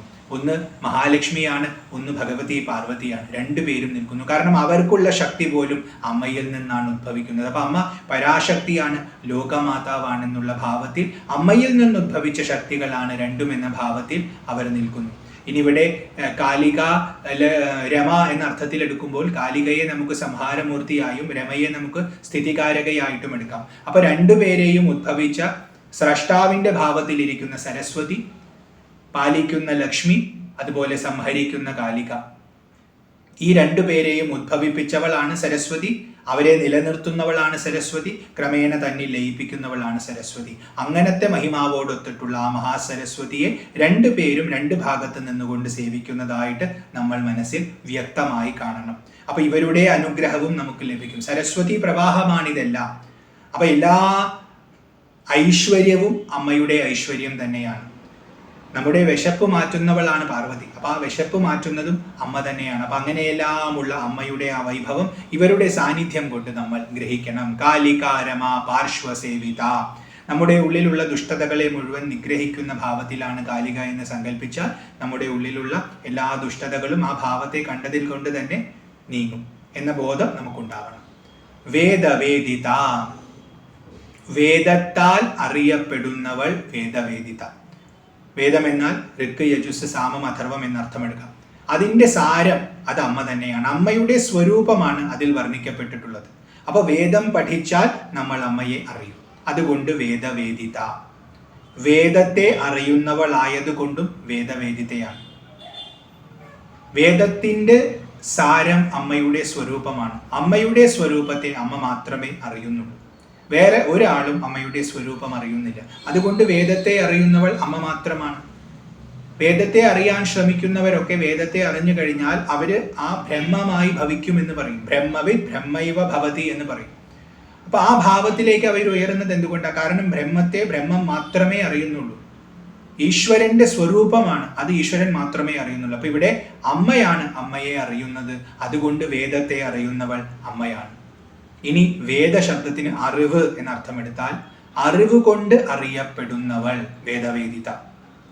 അറിവ് കൊണ്ട് അറിയപ്പെടുക എന്ന് പറഞ്ഞാൽ നമ്മൾ ഇപ്പോൾ ഇവിടെ ഇരിക്കുമ്പോൾ നമ്മൾ പലതും അറിയുന്നു. കാണാൻ സാധിക്കുന്നുണ്ട്, കേൾക്കാൻ സാധിക്കുന്നുണ്ട്, മണക്കാൻ സാധിക്കുന്നുണ്ട്, രുചിക്കാൻ സാധിക്കുന്നുണ്ട്, സ്പർശിക്കാൻ സാധിക്കുന്നുണ്ട്. ഇങ്ങനെ അറിവുകൾ നമ്മൾ നേടിക്കൊണ്ടേയിരിക്കുന്നു. ഈ അറിവ് ഉണ്ടാവുന്നത് എന്തുകൊണ്ടാണെന്ന് അന്വേഷിച്ചാൽ ഇന്ദ്രിയങ്ങളിലൂടെയാണെന്ന് അറിയും. ഇന്ദ്രിയങ്ങൾ എന്തുകൊണ്ട് പ്രവർത്തിക്കുന്നു? മനസ്സുള്ളത് കൊണ്ടാണെന്നറിയും. മനസ്സ് എന്തുകൊണ്ട് പ്രവർത്തിക്കുന്നു? ബുദ്ധി ഉള്ളത് കൊണ്ടാണെന്നറിയും. ബുദ്ധി എന്തുകൊണ്ട് ശോഭിക്കുന്നു? അതിൻ്റെ പിന്നിൽ ഒരു ചൈതന്യമുണ്ടെന്നറിയും. ആ ചൈതന്യമാണ് സാക്ഷാത് സരസ്വതി ഭഗവതി. അതുകൊണ്ട് അമ്മയുള്ളത് കൊണ്ടാണ് അറിവ് ഉണ്ടാകുന്നത്. അപ്പോൾ അറിവ് ഉണ്ടാകുന്നു, നമ്മൾ അറിയുന്നു എന്നതിൽ നിന്ന് തന്നെ നമുക്ക് അനുമാനിക്കാം അവിടെ അമ്മയുണ്ടെന്ന്. അപ്പൊ അറിവ് കൊണ്ട് അറിയപ്പെടുന്നവൾ, അതുകൊണ്ട് വേദവേദിത. അറിവിനെ അറിയുന്നവളും അമ്മയാണ്. ഇന്ദ്രിയങ്ങളാണ് വിഷയങ്ങളെ കാണുന്നത്, പക്ഷെ ഇന്ദ്രിയങ്ങളല്ല അനുഭവിക്കുന്നത്. അതിൻ്റെ പിന്നിലുള്ള മനസ്സാണ്. മനസ്സുമല്ല, മനസ്സിന് പിന്നിലുള്ള ബുദ്ധിയാണ്. അതിനും പിന്നിലുള്ള ആത്മാവാണ്. അപ്പൊ യഥാർത്ഥത്തിൽ എല്ലാം അറിയുന്നത് ആത്മാവാണ്. അതുകൊണ്ട് അറിവിനെ അറിയുന്നവൻ ആത്മാവാണ്. ബാക്കിയൊക്കെ ആരോപിക്കുകയാണ് അറിഞ്ഞുവെന്ന്. അതുകൊണ്ട് അറിവിന്റെ മൂർത്തിമദ്ഭാവമായിരിക്കുന്നവളായതുകൊണ്ട് വേദവേദിത. ഭേദനാശിനി, ഭേദത്തെ നശിപ്പിക്കുന്നവളാണ് അമ്മ. ഭേദം എന്ന് പറഞ്ഞാൽ ഇവിടെ നമുക്ക് ആദ്യം ഉപാസനയുടെ തലത്തിലെടുക്കാം. ഞാൻ ഒരു വ്യക്തിയാണ്, എനിക്ക് പരിമിതിയുണ്ട്, ദേഹം മനസ്സ് ബുദ്ധിയുണ്ട്. ഈ പരിമിതിയിൽ നിന്നുകൊണ്ട് പല അജ്ഞാനങ്ങളെയും പേറിക്കൊണ്ട് ഞാൻ അമ്മയെ ഉപാസിക്കുന്നു. ആരാണ് അമ്മ? പരാശക്തിയാണ്, മഹാജ്ഞാനസ്വരൂപിണിയാണ്. ആ അമ്മയെ സരസ്വതി എന്ന ഭാവത്തിൽ ഞാൻ ഉപാസിക്കുന്നു. എൻ്റെ ഉപാസന ആരംഭിക്കുന്ന സമയത്ത് ഉപാസകനായ ഞാനുണ്ട്, ഉപാസനാമൂർത്തിയായ അമ്മയുണ്ട്. ഞങ്ങൾ തമ്മിൽ വ്യക്തമായ ഭേദമുണ്ട്. ദേശത്തിൻ്റെയും കാലത്തിൻ്റെയും ഭേദമുണ്ട്. അങ്ങനെ ഞാൻ ഉപാസന ആരംഭിക്കുന്നു. ഉപാസന വർദ്ധിക്കും തോറും ഞാൻ അമ്മയോട് അടുക്കുന്നു. അമ്മയുടെ സ്വരൂപം കൂടുതൽ കൂടുതൽ അറിയാൻ എനിക്ക് അതിലൂടെ സാധിക്കുന്നു. അത് അതിൻ്റെ പൂർണ്ണതയിൽ എത്തുമ്പോൾ ഞാൻ മനസ്സിലാക്കുന്നു, ഉപാസിക്കുന്നവനും ഉപാസിക്കപ്പെടുന്നവളും ഒന്ന് തന്നെ. ഇവിടെ ബ്രഹ്മം മാത്രമേ ഉള്ളൂ. അപ്പൊ ഉപാസന എന്നുള്ളത് പോലും ഒരു തോന്നലായിരുന്നു എന്ന് ഞാൻ തിരിച്ചറിയുന്നു. അവിടെ ഉപാസകൻ എന്നും ഉപാസനാമൂർത്തി എന്നുമുള്ള ഭേദം ഇല്ലാതെയായി, ഉപാസന തന്നെ ഇല്ലാതെയായി. ആ തലത്തിലേക്ക് നമ്മെ ഉയർത്തുന്നവളായതുകൊണ്ട് ഭേദനാശിനിയാണ് അമ്മ. ഇനി ഇവിടെ വൈവിധ്യമുണ്ട്. ഈ വൈവിധ്യം കൊണ്ട് നമുക്ക് ഭേദം ജനിക്കുന്നുണ്ട്. ഞാൻ ഉയർന്നവനാണെന്നും താണവനാണെന്നും, വെളുത്തിട്ടാണ് കറുത്തിട്ടാണെന്നും, അറിവുള്ളവനാണ് അറിവില്ലാത്തവനാണെന്നും, ധനികനാണ് പാവപ്പെട്ടവനാണെന്നും, പണ്ഡിതനാണ് പാമരനാണെന്നും, ഇങ്ങനെ പല ഭേദവും നമുക്കുണ്ട്. ഈ ഭേദബുദ്ധി ഉള്ളത് കൊണ്ട് നമുക്ക് പലരോടും പല സമീപനമാണ്. എല്ലാവരിലും തുല്യമായിരിക്കുന്ന സരസ്വതിയെ നമുക്ക് കാണാൻ സാധിക്കുന്നില്ല. എന്നാൽ അമ്മയെ നമ്മൾ ഉപാസിക്കാൻ തുടങ്ങിയാൽ, അമ്മയുടെ പ്രസാദം നമുക്ക് ലഭിക്കാൻ തുടങ്ങിയാൽ എല്ലായിടത്തുമുള്ള സരസ്വതിയെ നമ്മൾ അറിയാൻ തുടങ്ങും. അപ്പോൾ ഈ ഭേദം കുറയാൻ തുടങ്ങും. ഇപ്പോൾ സാധന തുടങ്ങുന്ന സമയത്ത് നമുക്ക് നല്ലതും ചീത്തയും എന്നുള്ള ഭേദം വ്യക്തമായുണ്ട്. അപ്പോൾ ആ തലത്തിൽ നിന്നുകൊണ്ട് വേണം നമ്മൾ പ്രവർത്തിക്കാൻ. ശാസ്ത്രം ഇതൊന്നും ഇല്ല എന്ന് പറഞ്ഞു എന്ന് കരുതി നമ്മൾ പ്രവർത്തിക്കാൻ പാടില്ല. നമ്മൾ ഭേദം കാണുമ്പോൾ ഭേദത്തിന്റെ തലത്തിൽ നിന്ന് പ്രവർത്തിക്കുക. അങ്ങനെ പ്രവർത്തിച്ച് കുറേശ്ശെ ഉയരണം അമ്മയുടെ ഉപാസനയിലൂടെ. അങ്ങനെ ഉയരുമ്പോൾ ഈ ഭേദങ്ങളെല്ലാം തോന്നലാണെന്ന് നമുക്ക് വ്യക്തമാകാൻ തുടങ്ങും അകത്ത്. ആ വ്യക്തത വരുമ്പോൾ സ്വാഭാവികമായും ഭേദബുദ്ധി നശിച്ചുകൊണ്ടിരിക്കും. ക്രമേണ ഏകത്വം ഉണ്ടാവും. ഈ ഭാവത്തെ ഭഗവത്ഗീത വർണ്ണിക്കുന്നുണ്ട്. യോഗിയുടെ ഭാവമാണിത്. എല്ലാവരിലും ഒരേപോലത്തെ ദർശനം അവനുണ്ടാവും. അതിപ്പോൾ സ്വർണത്തിന്റെ കട്ടയാണെങ്കിലും മൺകട്ടയാണെങ്കിലും അവനത് തുല്യമാവും. വ്യാവഹാരിക തലത്തിൽ അതിന് തുല്യ മൂല്യമാണ് എന്നർത്ഥമല്ല അവിടെ ഉണ്ടാവുന്നത്. സൂക്ഷ്മമായി ഇത് രണ്ടും ബ്രഹ്മം തന്നെ എന്ന് അവൻ അറിയും. രണ്ടായി കാണുന്നത് വെറും ഭ്രമം, തോന്നലാണെന്ന് അവൻ അറിയും. അതേപോലെ ഉയർന്നവൻ താഴ്ന്നവൻ എന്നുള്ളത് തോന്നലാണ്, വാസ്തവത്തിൽ ഒന്നേയുള്ളൂ, അത് ബ്രഹ്മമാണ്, ഏകമേവാദ്വിതീയമായ വസ്തുവാണ്. ആ ബോധത്തിലേക്ക് ഉയർത്തിക്കൊണ്ട് ഭേദത്തെ നശിപ്പിക്കുന്നവളായതുകൊണ്ട് ഭേദനാശിനി. നിർമ്മലാത്മിക, അമ്മയുടെ സ്വരൂപം നിർമ്മലമാണ്. തന്നിൽ നിന്ന് അന്യമായ ഒരു വസ്തു തന്നോട് ചേർന്നാലാണ് കലർപ്പുണ്ടാകുന്നത്. അതാണ് മലിനമായ അവസ്ഥ. അമ്മയിൽ നിന്ന് അന്യമായ ഒരു വസ്തുവും ഈ പ്രപഞ്ചത്തിൽ ഇല്ല. ഉണ്ടെന്ന് നമുക്ക് തോന്നുമ്പോഴും വാസ്തവത്തിലില്ല. അപ്പൊ അതുകൊണ്ട് അമ്മയിൽ കലർപ്പ് സംഭവിക്കുന്നില്ല, മാലിന്യം സംഭവിക്കുന്നില്ല. അതുകൊണ്ട് അമ്മ സദാ നിർമ്മലയാണ്. അതിനുള്ള കാരണം ഒന്നും കൂടി വ്യക്തമാക്കിക്കൊണ്ട് പറയുന്നു, അദ്വൈത രൂപിണിയാണ്. നമ്മൾ നിൽക്കുന്ന തലത്തിൽ ദ്വൈതമുണ്ട്. കാണുന്നവൻ ഞാൻ, കാണപ്പെടുന്ന വസ്തു ഈ പ്രപഞ്ചം. അപ്പോൾ അറിയുന്നവൻ അറിയപ്പെടുന്നത് എന്ന ദ്വൈതമുണ്ട്. ഈ തലത്തിൽ നിൽക്കുന്ന നമ്മളോട് ഋഷി പറയുകയാണ്, അദ്വൈതമായ ഒരു തലമുണ്ട്, അവിടെ ഈ രണ്ടില്ല. അതാണ് അമ്മയുടെ സ്വരൂപം എന്നിവിടെ ഈ സ്തോത്രത്തിന്റെ ഋഷിയായ ഇന്ദ്രൻ പറയുകയാണ്. അതാണ് അമ്മയുടെ തലം. അപ്പൊ അവിടെ ഏകമാണ് അവസ്ഥ എന്ന് പറയുന്നതിന് പകരം അദ്വൈതം എന്ന് പറയാനുള്ള കാരണം നമ്മൾ നിൽക്കുന്നത് ദ്വൈതത്തിലാണ്. അപ്പൊ അറിയുന്നവൻ അറിയപ്പെടുന്നത് എന്ന ദ്വൈതം നമുക്കുണ്ട്. ആ ദ്വൈതത്തെ നമ്മൾ ഉപാസനയിലൂടെ അറിവിലൂടെ തന്നെ ഇല്ലാതെയാക്കണം. എന്തിനെ അറിഞ്ഞുകൊണ്ട്? അറിയുന്നവൻ അറിവിനെ അറിയുമ്പോൾ, അതായത് ചിത് സ്വരൂപത്തെ നമ്മൾ ഗ്രഹിക്കുന്ന സമയത്ത് ഈ ദ്വൈതം ഇല്ലാതെയാകും. അപ്പോൾ നമുക്കുണ്ടാകുന്ന ഭാഗം അദ്വൈതമായ ഭാവമാണ്. ആ സ്വരൂപത്തിൽ ഇരിക്കുന്നവളായതുകൊണ്ട് അദ്വൈത രൂപിണിയാണ്. അതുകൊണ്ട് നിർമ്മലയാണ്, അതുകൊണ്ട് ഭേദനാശിനിയാണ്, അതുകൊണ്ട് വേദവേദിതയാണ് അമ്മ.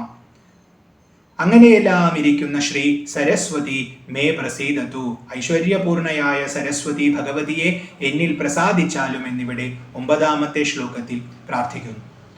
കാലികാരമാ പാർശ്വസേവിത വേദവേദിത ഭേദനാശിനി നിർമ്മലാത്മിക ദ്വൈതരൂപിണി ശ്രീ സരസ്വതി മേ പ്രസീദതു. അടുത്തത് 10-ാമത്തെ ശ്ലോകമാണ്.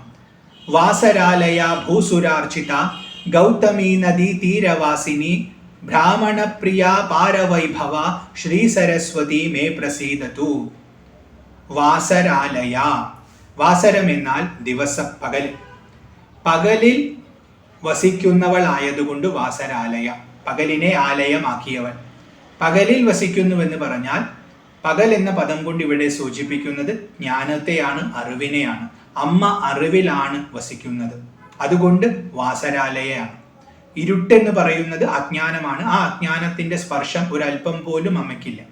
ഇനി പകല് വസിക്കുന്നത് ആരിൽ?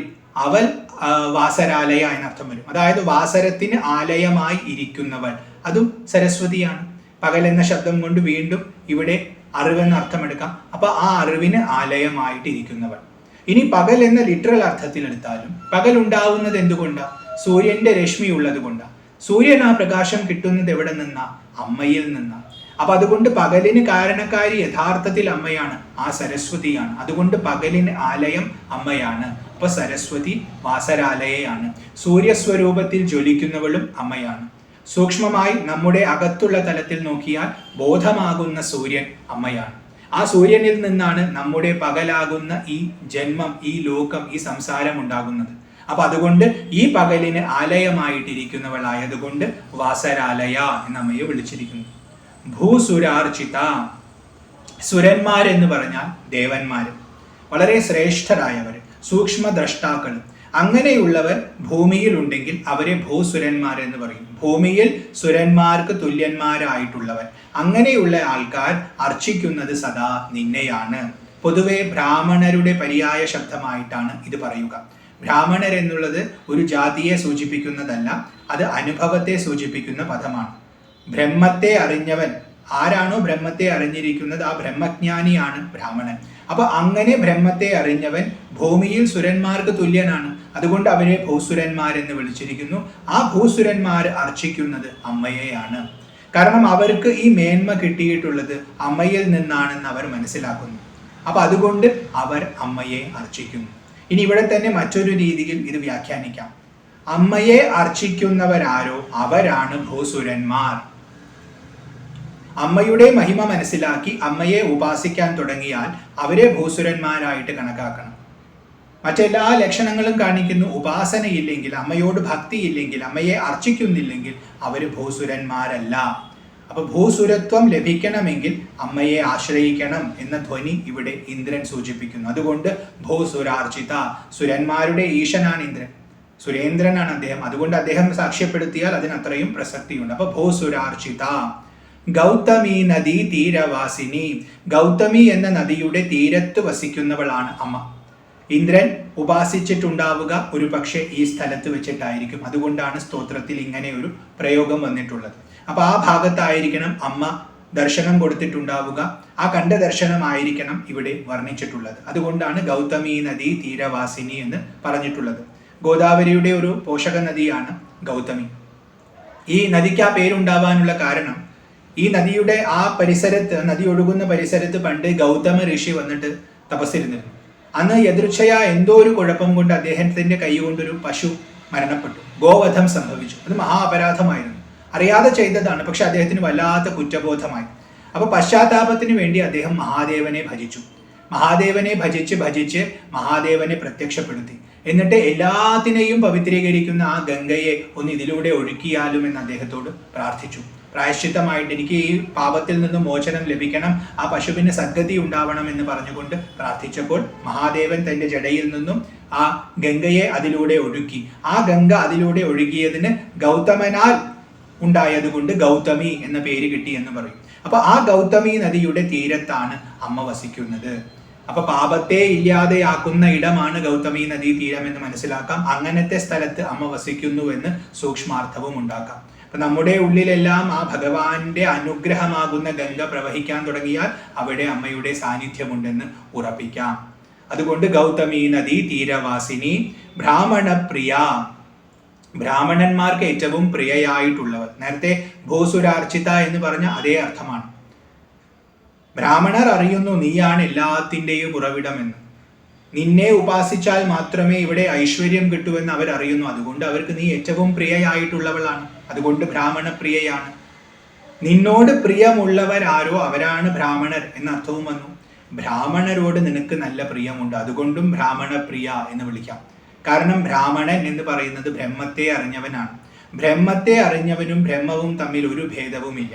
ബ്രഹ്മം എന്നുള്ളത് നീ തന്നെയാണ്, നിന്റെ സ്വരൂപം തന്നെയാണ്. അപ്പൊ നിന്നിൽ നിന്നും അവർക്ക് ഒരു ഭേദവും കൽപ്പിക്കാൻ പറ്റില്ല. അതുകൊണ്ട് നിന്റെ സ്വരൂപമായി തന്നെ ശോഭിക്കുന്നവർ ബ്രാഹ്മണർ. അവരോട് നിനക്ക് എന്തായാലും പ്രിയമുണ്ടാവും. കാരണം നീ സ്വരൂപത്തിൽ രമിക്കുന്നവളാണ്. അതുകൊണ്ട് ബ്രാഹ്മണ പ്രിയ. അപാര വൈഭവ, നിന്റെ വൈഭവങ്ങളെല്ലാം അപാരമാണ്. അതിൻ്റെ മറുകര കാണാൻ പറ്റില്ല, അത്രയും വലിപ്പം അതിനുണ്ട്. എന്തുകൊണ്ടെന്നാൽ ഈ പ്രപഞ്ചം മുഴുവൻ നിന്റെ വൈഭവമാണ്. ഇവിടെ പലതും ഉണ്ടായി നിലനിന്ന് ഇല്ലാതെ ആകുന്നു. ഇതിൽ ഓരോ ക്ഷണവും ഞാൻ കാണുന്ന, കേൾക്കുന്ന, രുചിക്കുന്ന, മണക്കുന്ന, സ്പർശിക്കുന്ന വിഭവങ്ങൾ മുഴുവൻ നിന്റെ വൈഭവമാണ്. നീയാണ് ആ ശക്തി, നിന്റെ പ്രവാഹമാണ് ഇതെല്ലാം. അപ്പൊ അതുകൊണ്ട് ഇതിനെ മുഴുവൻ ഞാൻ എണ്ണി തിട്ടപ്പെടുത്താൻ ശ്രമിച്ചാൽ ഒരു ആയുഷ്കാലം മതിയാവില്ല. വീണ്ടും വീണ്ടും ജനിച്ച് ശ്രമിച്ചാലും ഇത് തീരുകയില്ല. കാരണം ഇത് സദാ കറങ്ങിക്കൊണ്ടിരിക്കുന്ന ഒന്നാണ്. ഇതിനൊരു അവസാനമില്ല. അപ്പൊ അവസാനമില്ലാത്ത ഈ പ്രപഞ്ചം മുഴുവൻ നിന്റെ വൈഭവമായതുകൊണ്ട് നിന്റെ വൈഭവത്തിനും അവസാനമില്ല.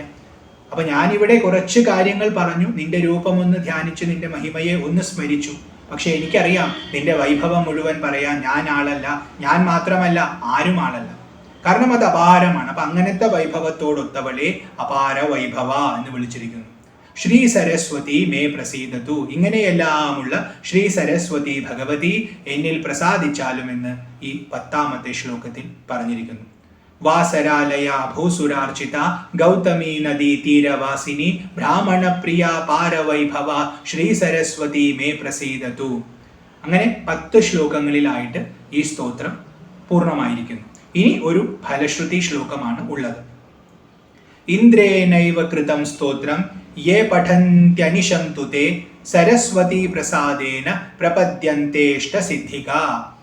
ഇന്ദ്രേന, ഇന്ദ്രനാൽ, കൃതം രചിക്കപ്പെട്ടിട്ടുള്ള സ്തോത്രം, സ്തോത്രത്തെ, ഏവം ഇപ്രകാരം, അപ്പൊ ഇന്ദ്രനാൽ ഇപ്രകാരം രചിക്കപ്പെട്ടിട്ടുള്ള സ്തോത്രത്തെ യേ യാതൊരുത്തരാണോ പഠന്തി പഠിക്കുന്നത്. എങ്ങനെ? അനിശം, അനിശം എന്ന് പറഞ്ഞാൽ എപ്പോഴും, സ്ഥിരമായി പഠിക്കുന്നത്.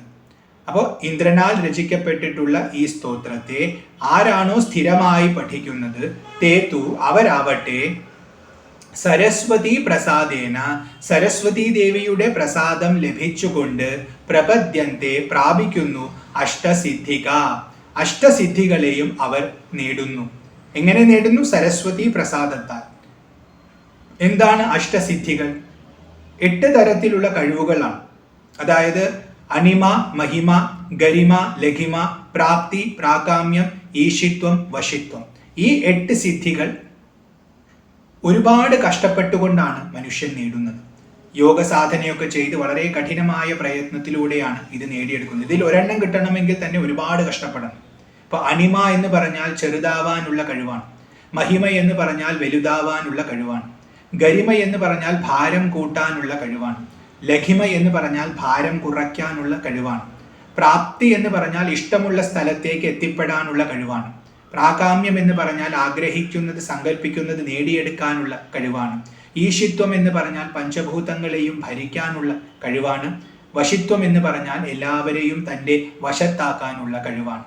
ഇങ്ങനെ 8 സിദ്ധികൾ, ഇതിൽ ഒരെണ്ണം നേടണമെങ്കിൽ തന്നെ ഒരുപാട് തപസ് ചെയ്യണം, ഒരുപാട് പ്രയത്നം വേണം. എന്നാൽ ഈ സ്തോത്രം, ഇന്ദ്രൻ രചിച്ചിട്ടുള്ള ഈ സ്തോത്രത്തെ അനിശം പഠിക്കുന്ന ആൾക്ക് സരസ്വതിയുടെ പ്രസാദം ലഭിക്കും.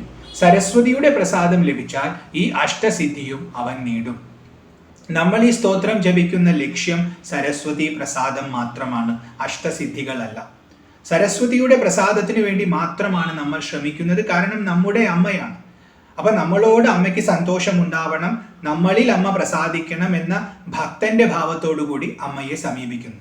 അമ്മയുടെ പ്രസാദം ഉണ്ടായാൽ അതിനോടൊപ്പം നമുക്ക് ലഭിക്കുന്ന എക്സ്ട്രാ ബോണസുകളാണ് ഈ അഷ്ടസിദ്ധികൾ. അഷ്ടസിദ്ധികൾക്ക് വേണ്ടി ഒരിക്കലും യത്നിക്കാൻ പാടില്ല. കാരണം അത് മായികമാണ്, ക്ഷണികമാണ്, അതിന് പ്രസക്തിയില്ല. അത് സേവകരെ പോലെ നമ്മുടെ കൂടെ ഉണ്ടാവും. കാരണം നമ്മൾ അമ്മയുടെ അടുത്താണ് ഇരിക്കുന്നത്. ഈ അഷ്ടസിദ്ധികളും അമ്മയുടെ സേവകരാണ്, അമ്മയെ സേവിച്ചുകൊണ്ടിരിക്കുന്നവരാണ്. നമ്മൾ അമ്മയെ സമീപിച്ച് അമ്മയെ ആശ്രയം പ്രാപിച്ചാൽ അമ്മയുടെ സേവകരെ നമ്മുടെ സേവയ്ക്കായിട്ടും അമ്മ അനുവദിച്ചു തരും. അവന്റെ കാര്യം ഒന്ന് നോക്കുമെന്ന് പറഞ്ഞ് മകന് സഹായിക്കാൻ വേണ്ടിയിട്ട് തൻ്റെ ആൾക്കാരെ നിയോഗിക്കുന്ന പോലെ അമ്മ നിയോഗിക്കും. അപ്പൊ ഈ അഷ്ടസിദ്ധികളും നമുക്ക് വശപ്പെടും. എന്നാൽ നമുക്ക് അതിലൊന്നും താല്പര്യം ഉണ്ടാവാൻ പാടില്ല. നമ്മുടെ ശ്രദ്ധ മുഴുവൻ ആ മഹാസരസ്വതി ദേവിയുടെ തൃപ്പാദങ്ങളിൽ മാത്രമായിരിക്കണം. എന്നാൽ മാത്രമേ നമ്മുടെ ഭക്തി പൂർണ്ണമാവൂ, ശ്രേഷ്ഠമാവൂ. ഇതാണ് ഫലശ്രുതി ശ്ലോകം. ഇന്ദ്രേനൈവം കൃതം സ്തോത്രം യേ പഠന്ത്യനിശം തുതേ സരസ്വതി പ്രസാദേന പ്രപദ്യന്തെ ഇഷ്ടസിദ്ധികാ ഇതി ശ്രീ സരസ്വതി സ്തോത്രം സമ്പൂർണം. ഓം തത്സത്. അങ്ങനെ ഇന്ദ്രനാൽ രചിക്കപ്പെട്ടിട്ടുള്ള ഈ ശ്രീ സരസ്വതി സ്തോത്രം സമ്പൂർണമാകുന്നു. ഇവിടെ 10 ശ്ലോകങ്ങളിലായിട്ട് അമ്മയുടെ സൗന്ദര്യമാണ് നമ്മൾ ധ്യാനിച്ചത്. നമ്മുടെ മനസ്സിനെ ആകർഷിക്കത്തക്ക ഒരു ഭാവത്തിൽ, ഇന്ദ്രൻ ദർശിച്ച ഭാവത്തിൽ നമ്മുടെ മനസ്സിലേക്ക് അദ്ദേഹം ആ രൂപത്തെ പകർന്നു നൽകുകയാണ്. അങ്ങനെ നമ്മുടെ മനസ്സിൽ ആ സൗന്ദര്യപൂർണമായ രൂപത്തെ നമ്മൾ കണ്ട് ഉപാസിക്കണം. അങ്ങനെ ഉപാസിച്ചുകൊണ്ട് അമ്മയോട് കൂടുതൽ അടുക്കണം. ആ അടുപ്പം കൂടുന്തോറും നമ്മുടെ ഭ്രമങ്ങളെ കൊഴിഞ്ഞു കൊഴിഞ്ഞു പോകും. അങ്ങനെ നമുക്ക് ആത്മാനുഭൂതി സിദ്ധിക്കും. അതിനു വേണ്ടിയാണ് നമ്മൾ ഈ സ്തോത്രം പഠിക്കുന്നതും ഈ ധ്യാനം നടത്തുന്നതും.